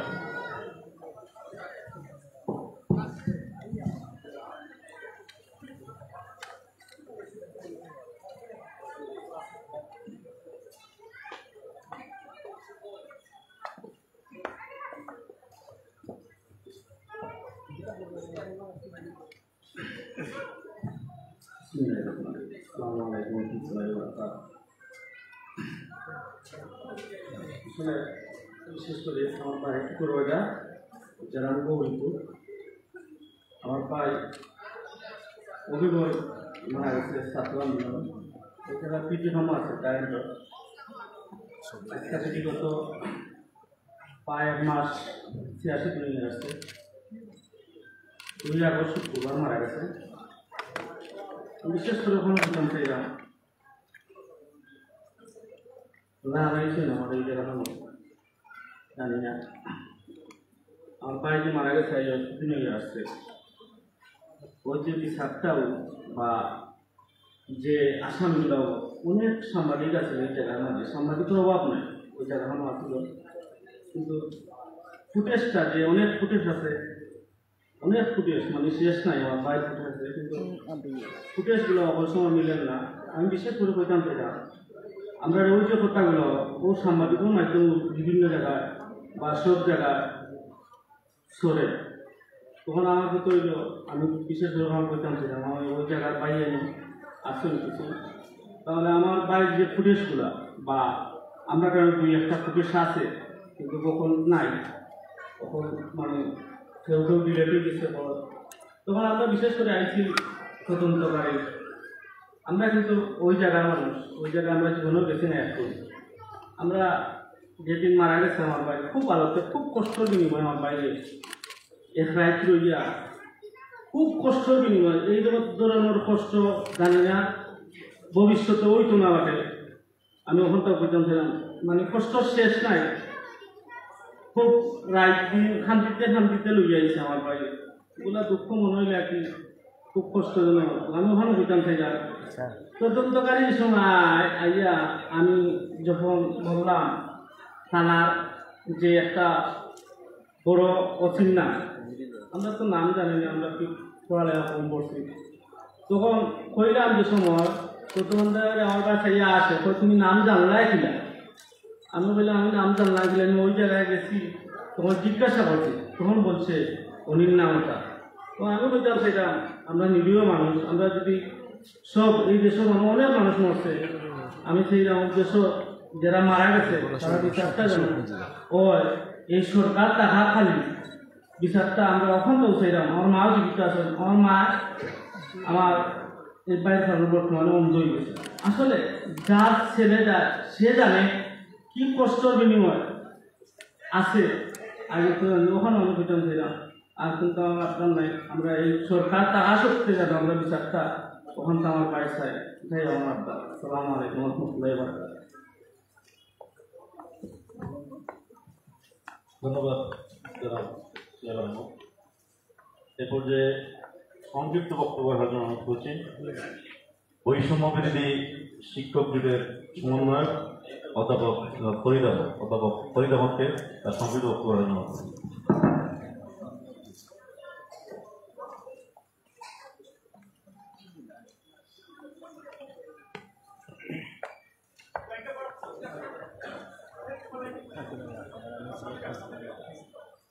বিসমিল্লাহির রহমানির রহিম। উপস্থিত সুধীবৃন্দ, রক্তাক্ত জুলাই বিপ্লবের পর নতুন অন্তর্বর্তী সরকার গঠিত হওয়ার পর আমরা যখন বিভিন্ন সংস্কার কমিশনের নাম শুনছিলাম তখন আমরা অপেক্ষা করছিলাম যে শিক্ষা সংস্কার কমিশনের দায়িত্ব কে পাচ্ছে।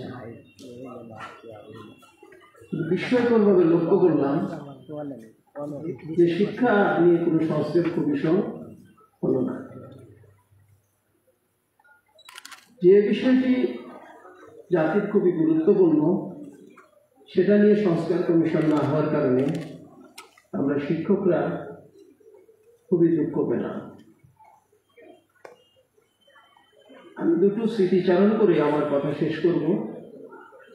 আজকে যিনি আমার শ্রদ্ধেয় ডক্টর কামাল আহমেদ চৌধুরী স্যার যে প্রতিবেদনটি উপস্থাপন করলেন তাকে ধন্যবাদ জানাচ্ছি। আপনারা যারা উপস্থিত হয়েছেন ধন্যবাদ জানাচ্ছি। আমরা মাধ্যমিক এবং উচ্চ মাধ্যমিক শিক্ষা নিয়ে কাজ করি এবং বিশ্ববিদ্যালয় পর্যায়ে জাতীয় বিশ্ববিদ্যালয়ের অধিভুক্ত কলেজে কাজ করি। এমন একটা সময় নিকট অতীতে আমাদের দিয়েছে, আমাদের পরীক্ষা নিয়ন্ত্রক শিক্ষা বোর্ডের মিটিং করে বলতেন, আপনারা একটু লক্ষ্য রাখবেন আমাদের শিক্ষামন্ত্রী কিন্তু সিলেটের লোক, সুতরাং পার্সেন্টেজের দিক দিয়ে এবং A+ পাওয়ার দিক দিয়ে সিলেট শিক্ষা বোর্ড এগিয়ে থাকতে হবে। তখন প্রধান পরীক্ষক যারা থাকতেন তারা পরীক্ষকদের ফোন করে বলতেন যে আপনি 300 খাতা পেয়েছেন, মিনিমাম যেন 50টা A+ আপনার খাতার মধ্যে থাকে। অর্থাৎ একজন শিক্ষার্থী সেটা অর্জন করছে না, তাকে জোর করে হলেও A+ দেয়া হচ্ছে। আপনারা SSC এবং HSC রেজাল্ট পাবলিশ হওয়ার পর যে ফলাফলগুলো দেখতে পান, A+ গুলো দেখতে পান, আসলে A+ গুলো সকল শিক্ষার্থী অর্জন করে নাই, তাদেরকে জোর করে সেই A+ গুলো দেয়া হয়। এই ছিল আমাদের শিক্ষা প্রশাসন, এই ছিল আমাদের শিক্ষা ব্যবস্থা। এই দিনগুলো আমরা কাটিয়ে এসেছি। আমি ক্লাসে 186 জন শিক্ষার্থী অনার্স ফার্স্ট ইয়ারে, ক্লাসে গেলে পাওয়া যায় 3 জন, 4 জন, 5 জন। পরীক্ষার হলে 186 জন উপস্থিত। অর্থাৎ আমাদের জাতীয় বিশ্ববিদ্যালয় একটি জাতীয় দুর্যোগে পরিণত হয়েছে। এটা এখন শুধু পরীক্ষা নির্ভর একটি বিশ্ববিদ্যালয় বা বোর্ডে পরিণত হয়েছে। এই বিষয়গুলো সংস্কার করে জাতিকে মুক্ত করা যে কতটুকু দরকার ছিল বা দরকার আছে, এই বিষয়টি আমাদের বর্তমান ক্ষমতাসীনরা যে অনুধাবন করতে ব্যর্থ হয়েছেন, এজন্য আমরা শিক্ষক সমাজ খুবই ক্ষুব্ধ হয়েছি। আমি আহ্বান জানাবো যে যত সংস্কার কমিশন হয়েছে, এই সংস্কার কমিশনের আগেই শিক্ষা বিষয়ে একটা সংস্কার কমিশন হওয়া খুবই দরকার ছিল। দ্বিতীয়ত, আমি নিজের একটি ব্যক্তিগত মামলায় সিলেট কোর্টে 12 বছর আমি হাজিরা দিয়েছি। মামলার বাদী হিসেবে এখানে একজন বিজ্ঞ অ্যাডভোকেট আছেন যার সাথে আমার ব্যক্তিগত জানাশোনা আছে, তার দৃষ্টিও আমি আকর্ষণ করছি। আমি একটি মামলা দায়ের করেছিলাম, এটা দেওয়ানি মামলা। মামলাটি 12 বছর চলার পর নিম্ন আদালতে রায় হয়েছে। আমি দেখলাম আমার প্রতিপক্ষ বিজ্ঞ লইয়া এই মামলাটি তার পক্ষে রায় নেওয়া থেকে তিনি মামলাটিকে দীর্ঘসূত্রিতায় নিয়ে যাওয়ার জন্য তিনি সবসময় চেষ্টা করেছেন। 12 বছরের মধ্যে তিনি 6 বছর কাটিয়েছেন মামলায় শুধু টাইম পিটিশন দিয়ে, অর্থাৎ আমরা যেটাকে সময় নেওয়া বলি বা আইনের ভাষায় সাবকাশ বলা হয়, যেটা 6 বছর যদি তিনি মামলায় সময় নিয়ে কাটিয়ে দেন, তাহলে বিচার বিভাগে যারা বিচার প্রার্থী হিসেবে আদালতের ধারে ধারে ঘুরেন, তাদের কি অবস্থা এই দেশের মধ্যে বিচার বিভাগ নিয়ে, এটা সহজে অনুমেয়। আমরা শুধু সরকারকে দোষলে হবে না, এখানে বিচারকের কোনো দোষ ছিল না, বিচারকের গাফলতি ছিল না। আমি এরকমও দেখেছি যে বিচারক বলছেন যে আপনি বারবার কেন মাসের পর মাস, বছরের পর বছর আপনি টাইম পিটিশন দিচ্ছেন, কখনো অসুস্থ, কখনো আমি প্রস্তুত নই, কখনো আমি ছিলাম না, এগুলো করে। তাহলে এই দেশটার সংস্কার করা শুধু বড় বড় কমিশন করে, তৃণমূল থেকে যে সংস্কারটা, আমাদের মানুষের মধ্যে থেকে যে সংস্কারটা, এই সংস্কারগুলো করতে হবে। শিক্ষা ব্যবস্থা ধ্বংস হয়ে গিয়েছে, বিচার ব্যবস্থা ধ্বংস হয়ে গিয়েছে, বিচারের নামে প্রহসন চলছে। মেধাবী শিক্ষার্থীরা বিসিএস এ যায়, বিসিএস পাশ করে গিয়ে তারা দলীয়করণে জড়িয়ে পড়ে। এগুলো রোধ করার জন্য প্রকৃত আইন প্রণয়ন করতে হবে। সংস্কার একটি অব্যাহত প্রক্রিয়া। সংস্কারের জন্য অন্য সবগুলো বিষয় আটকে থাকতে পারে না। সংস্কার চলবে, রাষ্ট্রের অন্যান্য গুরুত্বপূর্ণ কাজও চলবে। সংস্কার এটা করব, অন্যান্য বিষয় স্থগিত থাকবে, এরকম বিষয় কিন্তু রাষ্ট্রের জন্য কল্যাণকর নয় বলে আমি মনে করি। আমরা মনে করি এই বিষয়ে একটি ঐক্যমত্য দরকার রয়েছে।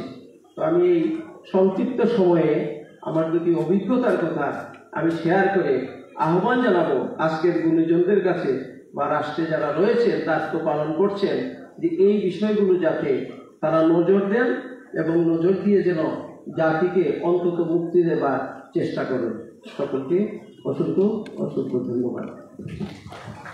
ধন্যবাদ। একজন বক্তা আছেন আমাদের আব্দুল ফেরি চৌধুরী, জেলা বারের সাবেক সভাপতি জনাব শহীদ ইসলাম শাহিন ভাই, আমাদের চেম্বারের সভাপতি জনাব ফয়েজ হাসান ফেরদৌস, আমাদের লিডিং ইউনিভার্সিটির সম্মানিত ডিন ডক্টর বশির আহমদ বুই, আসলে আরো অনেকেই আছেন। আমরা আসলে সবার বক্তব্য শুনতে চাই।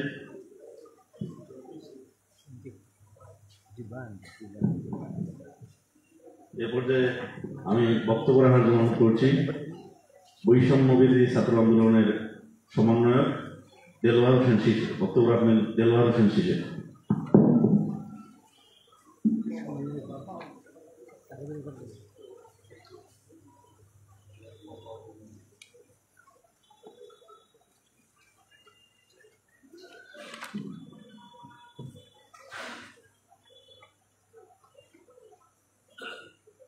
বিসমিল্লাহির রহমানির রহিম। সিলেট প্রেস ক্লাব কর্তৃক আয়োজিত আজকের এই নাগরিক সংলাপের প্রোগ্রামে উপস্থিত আমার শ্রদ্ধেয় শিক্ষক থেকে শুরু করে সিলেটের বরেণ্য রাজনীতিবিদ, শিক্ষাবিদ এবং এই রাষ্ট্রের বিভিন্ন সেক্টরের স্টেক হোল্ডার সবাইকে আমার অন্তঃস্থল থেকে জানাচ্ছি সালাম, শুভেচ্ছা এবং অভিনন্দন। আসসালামু আলাইকুম ওয়া রাহমাতুল্লাহ। আমি দেলোয়ার হোসেন শিশির, শাহজালাল বিশ্ববিদ্যালয়ে ইংরেজিতে মাস্টার্স অধ্যয়ন করি। এখানে সংস্কার কমিশন থেকে যে সংস্কার প্রস্তাবনা এসেছে আমরা কিছুক্ষণ আগে হাতে পেয়েছি। আমাদের শ্রদ্ধেয় শিক্ষক উনি প্রবন্ধ আকারে সেটি আপনাদের সামনে উপস্থাপন করেছেন। আমি মনে করি না যে এই বিষয়ে সমালোচনা করা বা বিশদভাবে আলোচনা করার জন্য আমি যোগ্য। আমি আসলে আপনাদের কাছ থেকে কথা শুনতে এসেছি এবং শিখতে এসেছি। তো আমি আমার কতগুলো ভাবনা আপনাদের সাথে শেয়ার করতে চাই খুবই সংক্ষিপ্ত সময়ে। প্রথমত আমি খুবই শ্রদ্ধার সাথে স্মরণ করছি যাদের আত্মত্যাগের কারণে আজকে আমরা এই ধরনের একটি অনুষ্ঠানে সমবেত হতে পেরেছি, নিজেদের ভাবনা শেয়ার করতে পারছি। সে সমস্ত বীর শহীদদের শ্রদ্ধার সাথে স্মরণ করছি। আমাদের যারা আহত হয়েছেন, যারা অন্ধত্ব এবং পঙ্গুত্ব বরণ করেছেন, সেই সমস্ত ভাইদেরকে, তাদেরই আত্মত্যাগের কারণে আমরা আজকে এখানে উপস্থিত হয়েছি।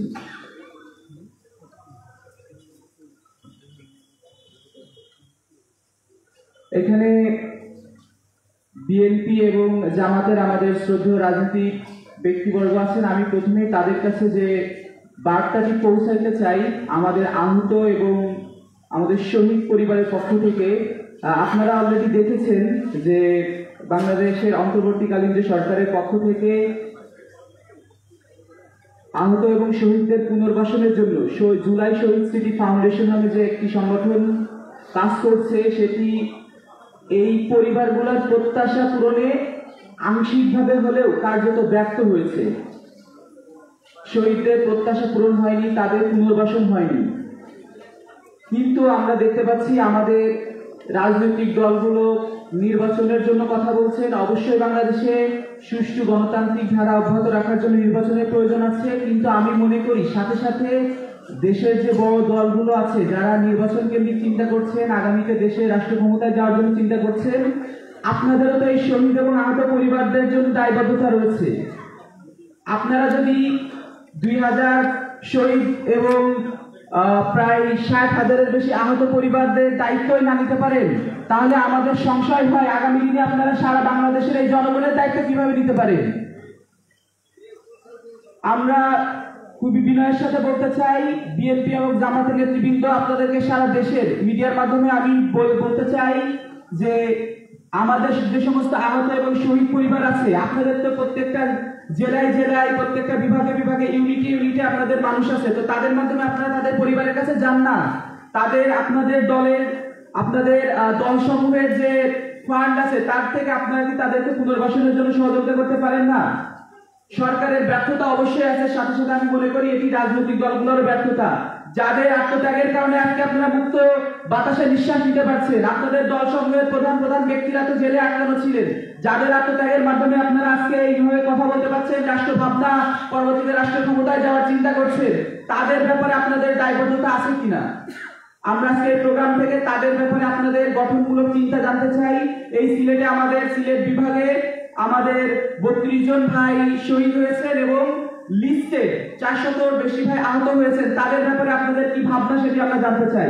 আমরা আগামী দিনে আপনাদের চিন্তার আলোকে, আপনাদের পরামর্শের আলোকে আমরা চাই আপনারা আমাদেরকে সাথে নিয়ে তাদের জন্য চিন্তা করুন, তাদের পুনর্বাসনের জন্য চিন্তা করুন, এবং এই মানুষগুলোর যদি বদদোয়া থাকে তাহলে কোনোদিনও এই বাংলাদেশের মানুষের জন্য এই রক্তে প্রতিদান যদি আপনারা না দিতে পারেন, এই দেশের ভাগ্যে কখনোই আমরা যে সোনালী সূর্য আশা করছি সেই সূর্য উদিত হবে না, হবে না, হবে না। আমি জাস্ট 3টা বিষয়ে কথা বলতে চাই। আমি মনে করি এখানে যে সংস্কার, জাতীয় ঐক্য এবং ভাবনা, এই লাইনটা এমন হওয়ার কথা ছিল জাতীয় ঐক্য, সংস্কার এবং ভাবনা, কারণ জাতীয় ঐক্য না হলে আসলে সংস্কার সম্ভব না। তো আমরা আজকে যে এইভাবে বসেছি, আমি মনে করি জাতীয় ঐক্যের যে একটা ধারা সেটি চলমান আছে সারা দেশেই, এবং এর হাত ধরে আমরা যে সংস্কারের প্রস্তাবনা এসেছে, এই দেশের জন্য, জাতির জন্য কল্যাণকর যে সংস্কারগুলো প্রয়োজন, আমি বিশ্বাস করি আমাদের এই জাতীয় নেতৃবৃন্দের মাধ্যমে সেটি আসবে। আমি 3টা বিষয়ে কথা বলবো, আমার জাস্ট ভাবনা শেয়ার করবো। প্রথম হচ্ছে প্রশাসনিক সংস্কার, শিক্ষা এবং কর্মসংস্থানের সংস্কার। শিক্ষা ব্যবস্থা নিয়ে আমাদের একজন শিক্ষক অলরেডি বলেছেন, শিক্ষা সংস্কারে আমার ভাবনা হচ্ছে আমাদের জাতীয় ঐক্যের মাধ্যমে কমপক্ষে 30 থেকে 40 বছরের একটা চিন্তা জরুরি, সমন্বিত চিন্তা, যে 40 বছর পরে আমরা আমাদের জাতিকে কোথায় দেখতে চাই। এটির আলোকেই গঠিত হবে আমাদের শিক্ষা ব্যবস্থা। শিক্ষা কমিশন, আমাদের স্যার খুব আক্ষেপ করেছে যে শিক্ষা বিষয়ে কমিশন হয়নি, এটার আলোকেই হতে হবে শিক্ষা কমিশন, এটার আলোকে হতে হবে আমাদের এই, সেটির আলোকে আমাদের 40 বছর পরে আমাদের দেশকে যদি আমরা একেবারে উন্নত রাষ্ট্রগুলোর কাছে চিন্তা করি, তাহলে আমাদের বিজ্ঞান বিভাগে আমাদের কিভাবে কাজ করতে হবে, আমাদের স্বাস্থ্য সেক্টরে কিভাবে কাজ করতে হবে, সবগুলো আমি মনে করি ওই চিন্তার মধ্যে চলে আসা সম্ভব। স্বাস্থ্য ব্যবস্থায় আমরা দেখি যে একটু জ্বর আসলেও, সর্দি হলেও আমাদের জাতির যারা কর্ণধার, প্রশাসনিক আমলা থেকে শুরু করে রাজনীতিবিদ সবাই সিঙ্গাপুর, আমেরিকা, যুক্তরাষ্ট্রতে চলে যাচ্ছেন। আপনার যে দায়িত্বশীল এলাকা, আপনি সিলেটের 1 আসনের একজন সংসদ সদস্য হয়েছে, আপনি এখানকার রাজনীতিবিদ, আপনি একজন সরকারের সচিব, ভাই আপনি অসুস্থ হলে আপনি সিঙ্গাপুরে চলে যাচ্ছেন, আপনার কে চিন্তা আসে না? আল্লাহ তাআলার কাছে কি আপনার জবাবদিহিতা করতে হবে না? আপনার যে দায়িত্বপূর্ণ এলাকা, এই এলাকার মানুষ, প্রান্তিক শ্রেণীর একজন মানুষ, উনি আপনার ওসমানী মেডিকেলের এক বেডের জায়গা পায় না, তাদেরকে মাটিতে শুয়ে থেকে তাদের চিকিৎসা নিতে হয়। আপনার কি মনে হয় না আল্লাহ তাআলার কাছে আপনার জবাবদিহিতা করা লাগবে না? হযরত উমর রাদিয়াল্লাহু আনহুর সময় উনি চিন্তা করতেন, ফোরাত নদীর কূলে একটি কুকুর যদি না খেয়ে থাকে তাহলে আল্লাহ তাআলার কাছে তার জবাবদিহিতা করা লাগবে। উনারা মানুষের বাড়ি বাড়ি ঘুরে তাদের ব্যাপারে জিজ্ঞাসা করতেন। আপনারা রাজনীতিবিদ হচ্ছেন, আপনারা দায়িত্বশীল জায়গায় যাচ্ছেন, আপনাদের মনে হয় না আপনি চিকিৎসা নিতে সিঙ্গাপুর যান, আপনার দায়িত্বশীল এলাকায় যে ব্যক্তিটি হচ্ছে প্রান্তিক শ্রেণীর জনগোষ্ঠী, তিনি আয়সা বেড়ে জায়গা পান না, তার ব্যাপারে আপনাকে আল্লাহ তাআলার কাছে জবাবদিহিতা করা লাগবে না? এই জন্য আমি জাস্ট এইটুকুই বলতে চাই বিনয়ের সাথে, মাহাথির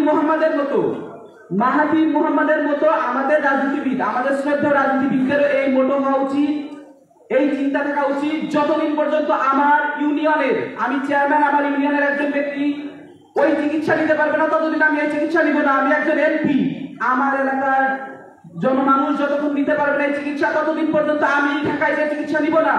যতদিন পর্যন্ত আমার দেশে আমি সরকার প্রধান, আমার দেশের জনগণের চিকিৎসা পাচ্ছে না, ওই চিকিৎসা আমার দেশে আনতে হবে, জনগণের জন্য সহজলভ্য করতে হবে, এরপরে আমি ওই চিকিৎসা নিব। তা না হলে আমি আল্লাহর কাছে চলে গেলে ওই চিকিৎসা নিব না। এরকম মতো যদি না থাকে, এদেশের মানুষের ভাগ্য আসলে পরিবর্তন করা সম্ভব না।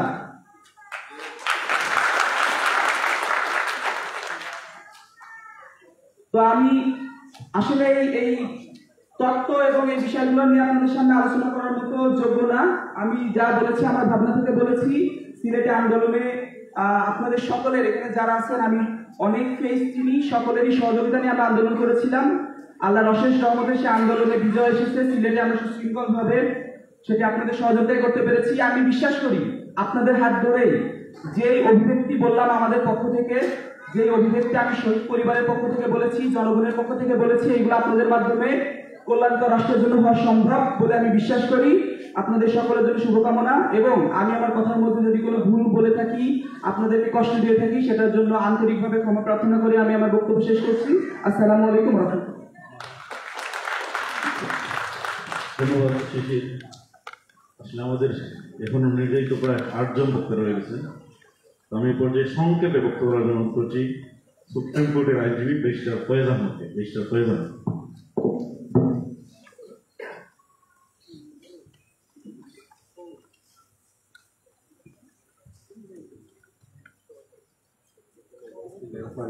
আসসালামু আলাইকুম।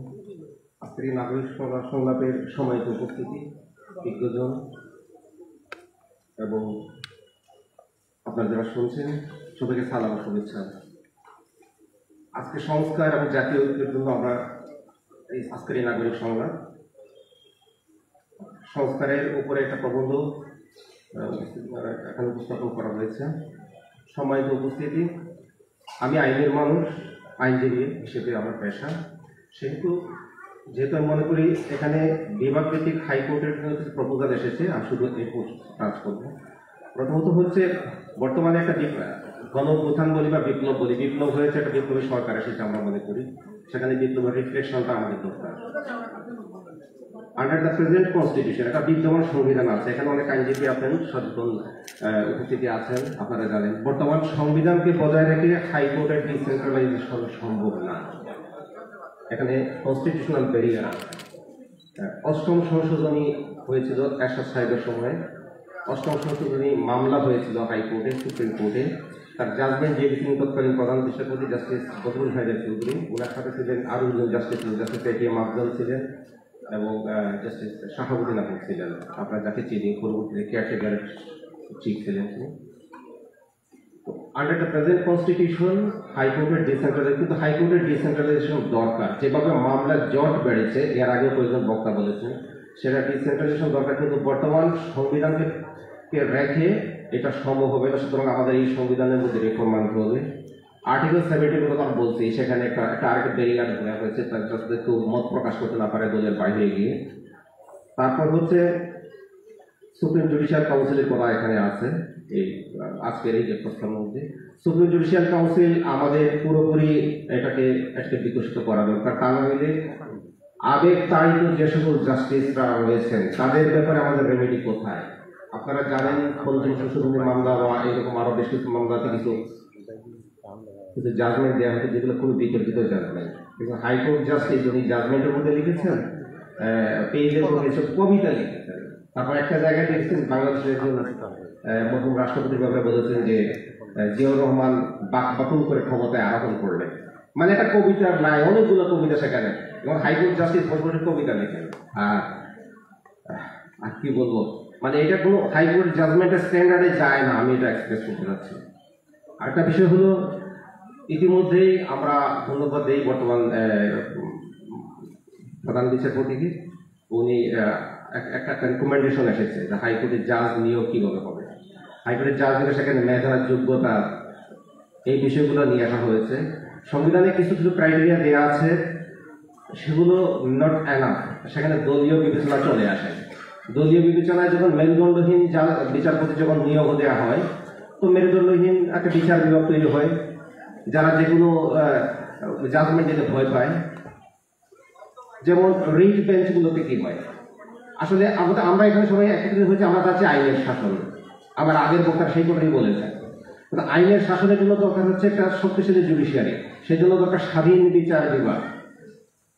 স্বাধীন বিচার বিভাগ হলে হাইকোর্ট অনেক সময় সোমোটো রুল ইস্যু করে, আপনারা জানেন সোমোটো রুল ইস্যু করে তারা অনেক সেন্সিটিভ ইস্যুগুলো সমাধান করতে পারে। আজ থেকে 2 বছর আগে আপনারা জানেন নটরডেম কলেজের 2 ছাত্রকে গুলিস্তানে ওই বুলডোজার দিয়ে বা সম্ভবত ক্লিনিং এর ওই ময়লা পরিষ্কারের হেল্পাররা গাড়ি চালাচ্ছিল, গাড়িটাকে 2 ছেলেকে মেরে চলে গেল। আমরা হাইকোর্ট রিট নিয়ে গেলাম, হাইকোর্ট প্রথম দিনগুলো জাজমেন্ট কোনো অর্ডার দিলেন না। 1-2 দিন বেশ কয়েকদিন ঘোরানোর পরে উল্টা জাজ সাহেব শেষে বললেন আসলে কি করবেন, এই মানুষজনও যেভাবে রাস্তা দিয়ে চলে, মানে ড্রাইভারের জায়গায় হেল্পার গাড়ি চালিয়েছে, সেটা কোনো দোষের বিষয় না। গাড়িটা মনে হয় উল্টা দিক থেকে চলতেছিল, 2 জন মানুষকে চাপা দিয়ে চলে গেল, সেটারও বিচার হবে না। উনি হেসে হেসে বলবেন কি আর করবেন, মানে উনি রাষ্ট্রের চাকরি করেন না, উনি চাকরি করেন মেয়র সাহেবের, বুঝছেন তো, মানে উনি মেয়রের কাছে কোনো অর্ডার পাস করবেন না। তারপর হাইকোর্টের বারান্দা থেকে নিয়ে চলে যাচ্ছে, সাক্ষীকে উঠে নিয়ে ইন্ডিয়া পাস করে দিচ্ছে। আপনারা জানেন সিটি কার্ড যাচ্ছি না, আমি শেষ করে ফেলবো এক মিনিটের মধ্যে আমার বক্তব্য, আর সময় নেব না বেশি। আমরা সেটারও বিচার পাচ্ছি না। আপনি রিট নিয়ে আসলেন, হ্যাভিয়াস কর্পাস রিট, বলা হচ্ছে চেহারার সাথে মিল নাই। আমাদের স্বাধীন বিচার বিভাগ লাগবে। আমি আমার কথা শেষ করব এইভাবে, 2010 সালে সুপ্রিম কোর্টে মামলা চলাকালীন অবস্থায় একজন প্রাক্তন প্রধানমন্ত্রীকে তার বাড়ি থেকে উঠিয়ে দেওয়া হয়েছিল, সেই ভিডিও আজকে আমরা দেখতে তখনও ছিল। যদি 2010-এ সেটা অ্যাকশন নেওয়া হতো, তাইলে 2013-তে সাতক্ষীরায় সে ঘটনা ঘটে না, সেখানে বুলডোজার চালানো হয় না। সুতরাং আমাদের একটা স্বাধীন বিচার বিভাগ লাগবে। এই রিকমেন্ডেশনের জন্য আমি মনে করি this is not possible under the existing constitution. এই কনস্টিটিউশন ছড়ে ফেলে দিতে হবে। বর্তমান বিপ্লব হয়েছে, বিপ্লবী সরকার এসেছে, এবং সেই বিপ্লবকে ধারণ করে আমাদের কনস্টিটিউশন রচনা করতে হবে। সবাইকে ধন্যবাদ। আসসালামু আলাইকুম।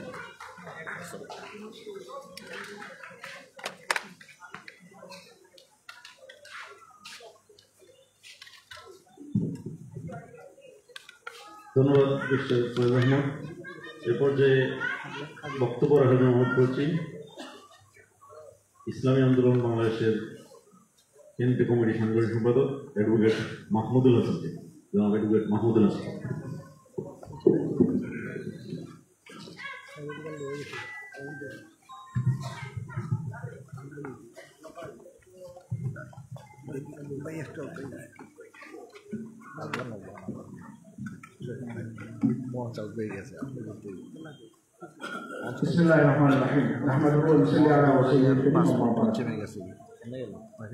আজকের এই আয়োজন জাতীয় স্বার্থ নিয়ে, প্রথমেই সিলেট প্রেস ক্লাবকে ধন্যবাদ।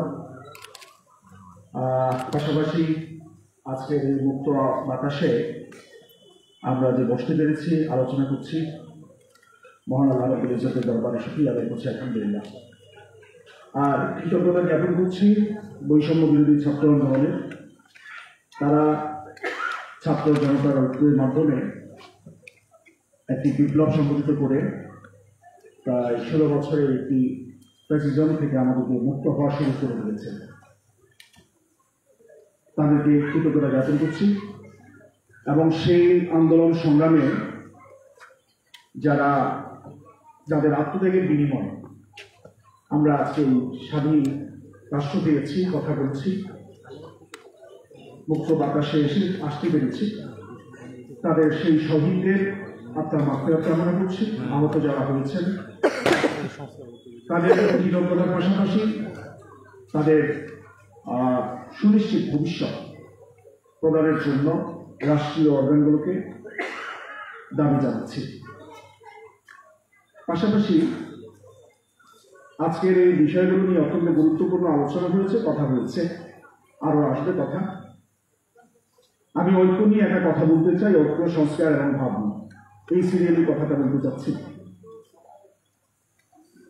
আমাদের ঐক্য একটা হয়েছে 5ই আগস্টের আগে পরে, যে আমরা আওয়ামী লীগের দুঃশাসনের শিকার যারা ছিলাম, অর্থাৎ বাংলাদেশ যে আওয়ামী লীগের দুঃশাসনের শিকার ছিল, সেই অবস্থান থেকে আমরা জাতীয়ভাবে ঐক্যমতের ভিত্তিতে আওয়ামী লীগের বিরুদ্ধে সবাই অবস্থান নিয়েছিলাম। আওয়ামী লীগকে সরানো হলো। এখন আমাদের ঐক্যের মধ্যে কিছুটা দূরত্ব তৈরি হচ্ছে সংস্কারে এসে। হয়তোবা কমিশন কেন্দ্রিক সংস্কার এটা একটা কাগজে কলমে আছে, কিন্তু এর বাহিরে আরো কিছু সংস্কার, অনেক কিছু সংস্কারের বিষয় নিয়ে আমাদের মধ্যে দ্বিমত দেখা দিয়েছে। এই দ্বিমতগুলো থেকে উত্তোলনের জন্য যারা এই বিপ্লব পরবর্তী দেশের দায়িত্ব নিয়েছেন তাদেরকে ভূমিকা পালন করতে হবে। আজকে এখানে অত্যন্ত সুন্দর এবং প্রশস্ত একটি কাজ করেছেন আমাদের প্রফেসর ডক্টর কামাল আহমেদ চৌধুরী সাহেব, কৃতজ্ঞতা তার প্রতি। এই কমিশনের প্রস্তাবনাগুলোকে তিনি আমাদের হাতে একেবারে সংক্ষিপ্ত আকারে উপস্থাপন করেছেন।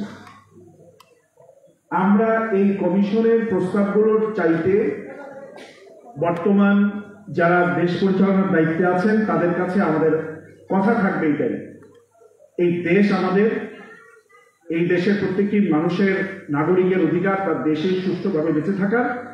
তাই রাজনৈতিক অথবা অন্য কোনো ক্ষেত্রে মতানৈক্য তৈরির চাইতে ঐক্যবদ্ধভাবে দেশকে এগিয়ে নেওয়ার জন্য সবার কন্ট্রিবিউশনের মাধ্যমে কিভাবে দেশ পরিচালনা করা যায় সেই দিকে সচেতন থাকা। আমাদের এই দেশের অনেকগুলো পয়েন্ট আকারে কথা এসেছে এই সংস্কারের মধ্যে।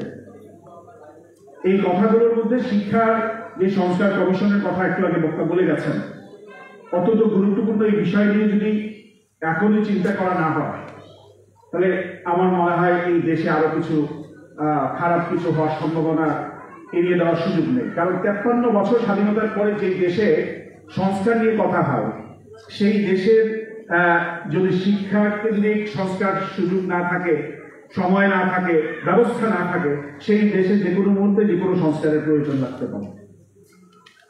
এই 53 বছরে আমাদের ইসলামী আন্দোলন বাংলাদেশ এবং আমার নেতা বিশ্বের চরমায় একটা বক্তব্য এমন, আমরা মনে করি এই দেশে যদি সত্যিকার অর্থে একটি সংস্কার প্রয়োজন হয় এবং জাতীয় ঐক্যের প্রয়োজন হয় তাহলে নির্বাচন ব্যবস্থার মধ্যে আমাদেরকে হাত দিতে হবে। এই নির্বাচন ব্যবস্থাটাই আমাদেরকে এমন একটা জায়গায় নিয়ে গেছে যে নির্বাচন ব্যবস্থায় এই নির্বাচনী হাতিয়ারটাকে ব্যবহার করে যারা নির্বাচিত হচ্ছেন বা হওয়ার সুযোগ রয়েছে তারা এমন একটা পর্যায়ে চলে যাচ্ছেন, দেশের প্রত্যেকটা অবস্থান, প্রত্যেকটা অর্গান তাদের নিয়ন্ত্রণে চলে যাচ্ছে। একেবারে নিয়োগ বাণিজ্য থেকে নিয়ে সব জায়গায় তাদের একটা হস্তক্ষেপ চলে আসতেছে। এতে করে আমাদের দেশের মেধাগুলো আর দেশে থাকে না, কারণ দেশের মেধাগুলো দেশের জন্য আর কাজে লাগে না। দলীয় কার্যক্রমে যখন কাজে লেগে যায়, দলীয় পরিচয় না থাকার কারণে যখন তার মেধাটা বিফলে চলে যায়, তখন আর সে এই দেশের জন্য সার্ভ করে না, সে ভিন্নভাবে ভিন্ন দেশের জন্য সার্ভ করতে বাধ্য হয় এবং সেখান থেকে তার মূল্যায়নটা সে পেয়ে যায়।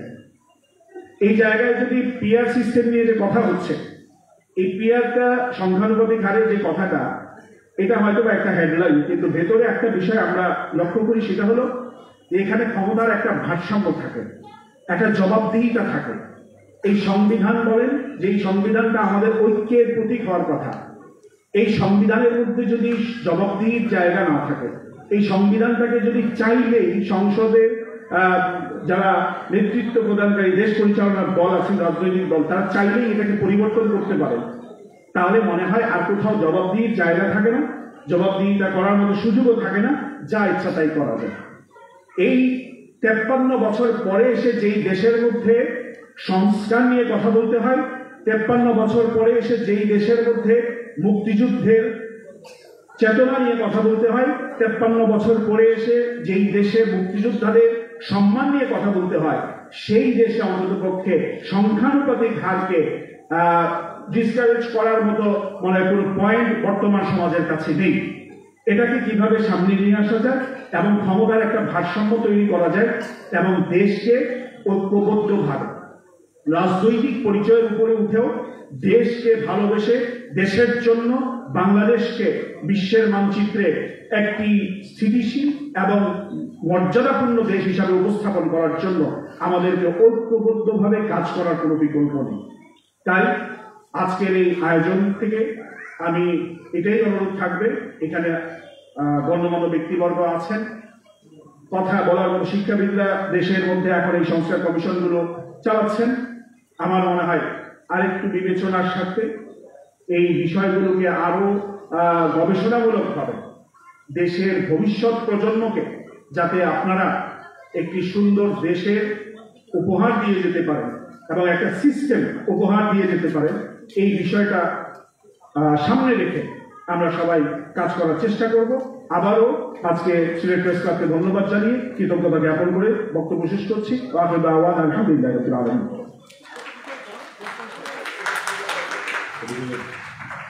মাহমুদুল হাসান এ পর্যায়ে আলোচনার জন্য অনুরোধ করছি সিলেট চেম্বার অফ কমার্স ইন্ডাস্ট্রির সম্মানিত ভারপ্রাপ্ত সভাপতি জনাব ফয়েজ হাসান ফেরদৌস।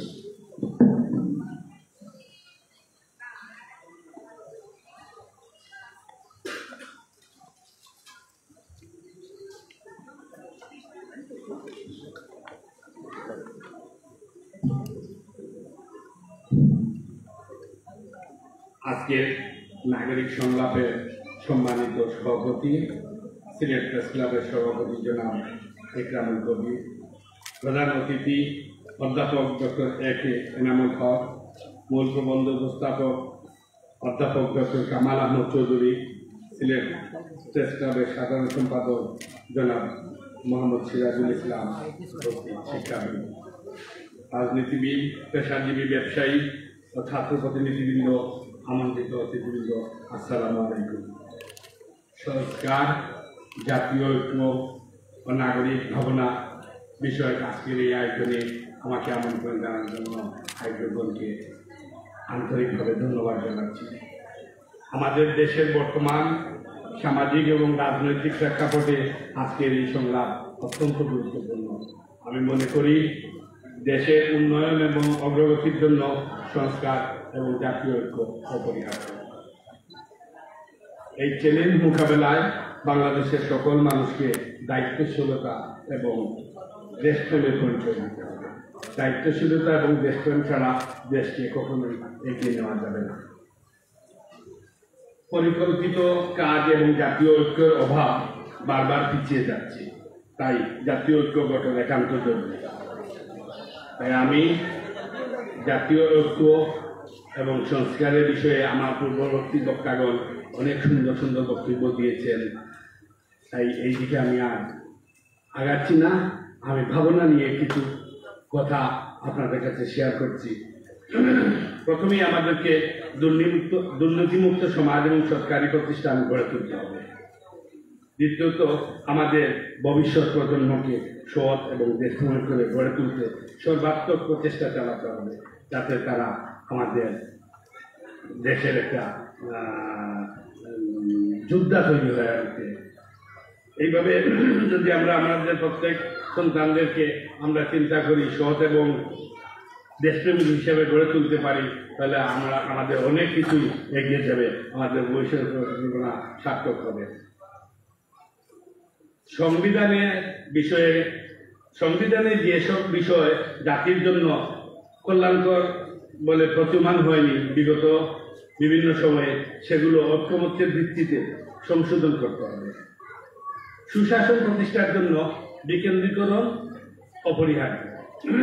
এক্ষেত্রে শুধুমাত্র চারটি প্রদেশে সীমাবদ্ধ রাখা না রেখে আমার মনে হয় সকল বিভাগকে প্রদেশে রূপান্তরিত করে প্রাদেশিক শাসন চালু করা যেতে পারে। যদি শুধুমাত্র চারটি প্রদেশ করা হয়, তাহলে অনেক বিভাগ নতুন করে আবার পিছিয়ে যাওয়ার সম্ভাবনা রয়েছে। সরকারি বিভাগ এবং সেবা বিকেন্দ্রীকরণ করা হলে জনগণের জন্য সেবা প্রাপ্তি সহজ হবে। এখানে উল্লেখ্য, আমাদের সিলেটবাসীর একটি দাবি, আমরা তৃতীয় বৃহত্তম অর্থনৈতিক অঞ্চল। সরকারের কাছে আমাদের এই দাবি পৌঁছানোর জন্য আপনাদের সাংবাদিক ভাইদের কাছে আমাকে অনেকেই রিকোয়েস্ট করেছেন, আপনাদের মাধ্যমে পৌঁছানোর জন্য আমাদের সিলেটকে প্রদেশ ঘোষণা করা হোক। নতুন ব্যবসা প্রতিষ্ঠানের ক্ষেত্রে প্রয়োজনীয় লাইসেন্স এবং ছাড়পত্রের সংখ্যা কমাতে হবে, লাইসেন্স প্রাপ্তি সহজ করতে হবে। এখানে দেখা যাচ্ছে লাইসেন্স এবং ছাড়পত্র পেতে প্রায় 2 বছর বা 1.5 বছর সময় লেগে যায়। এটা একটা বিশাল সময়। এই সময়কে সংকুচিত করতে হবে এবং অপ্রয়োজনীয় ছাড়পত্রগুলো বাদ দিতে হবে। আশা করি এই সংলাপ থেকে বেরিয়ে আসা সুপারিশগুলো বাস্তবায়নের মাধ্যমে আমরা সমৃদ্ধির পথে এগিয়ে যেতে পারবো। আমি আমার বক্তব্য আর দীর্ঘায়িত করবো না, আপনাদের সবাইকে সালাম জানিয়ে আমার বক্তব্য শেষ করছি। ধন্যবাদ। ধন্যবাদ জনাব ফয়েজ হাসান ফেরদৌস। এ পর্যায়ে আলোচনায় অংশগ্রহণ করছি সিলেট প্রেস ক্লাবের সাবেক সভাপতি জনাব ইকবাল সিদ্দিক।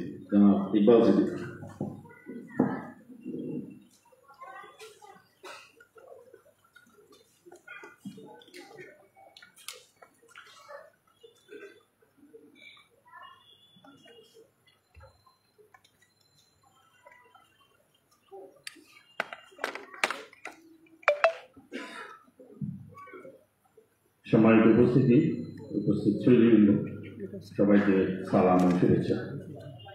আজকে এই আয়োজনের জন্য আমি আমাদের সংগঠন সিলেট প্রেস ক্লাব, পাশাপাশি লিডিং ইউনিভার্সিটি সিলেট চেম্বারকে ধন্যবাদ জানাচ্ছি। চমৎকার একটি আয়োজনে সিলেটের বিশিষ্টজন উপস্থিত হয়েছে। আমি খুব সংক্ষেপে একটি কথা বলার চেষ্টা করি। আমরা আয়োজনের মোটামুটি শেষ পর্যায়ে এবং শুরুতেও কিছুটা বিলম্ব হয়েছে নানা কারণে। শুরুতে আমি যে কথাটি বলতে চাই যে বিগত জুলাই আগস্টের যে বিপ্লব অভ্যুত্থান আমরা যাই বলি, এই সকল আন্দোলনে যারা শহীদ হয়েছেন তাদের প্রতি শ্রদ্ধা জানাচ্ছি, যারা আহত হয়েছেন তাদের প্রতি সহমর্মিতা জানাচ্ছি। তাদের চিকিৎসা দ্রুত এগিয়ে যাবে যে আশা করছি। দুঃখজনক ভবিষ্যতে এটি এখনো সমস্যা হচ্ছে এবং দুঃখজনক আজকে 6 মাস পর ঢাকায় আহতরা এখনো আন্দোলন করতে হচ্ছে তাদের চিকিৎসার ব্যবস্থা করার জন্য। আমরা এই পরিবর্তনের চেতনা কতটুকু ধারণা করি এটি একটি প্রশ্ন। যাই হোক, শুরুতে যেটি বলি, এখানে শ্বেতপত্র প্রণয়ন কমিটির একজন সদস্য আছেন, তারপর সম্ভবত ডক্টর এ এনামুল হক। আমাদের কামাল আহমদ চৌধুরী স্যার চমৎকার একটি উপস্থাপনা দিয়েছেন শুরুতে, এবং সেটি ভিত্তিক আলোচনা আমাদের এখানে অন্যান্য যারা আছেন অনেকেই করেছেন, বাকিরা হয়তো করবেন। আমি একটি ভিন্ন প্রেক্ষাপটে খুব সংক্ষেপে আমার নির্ধারিত সময়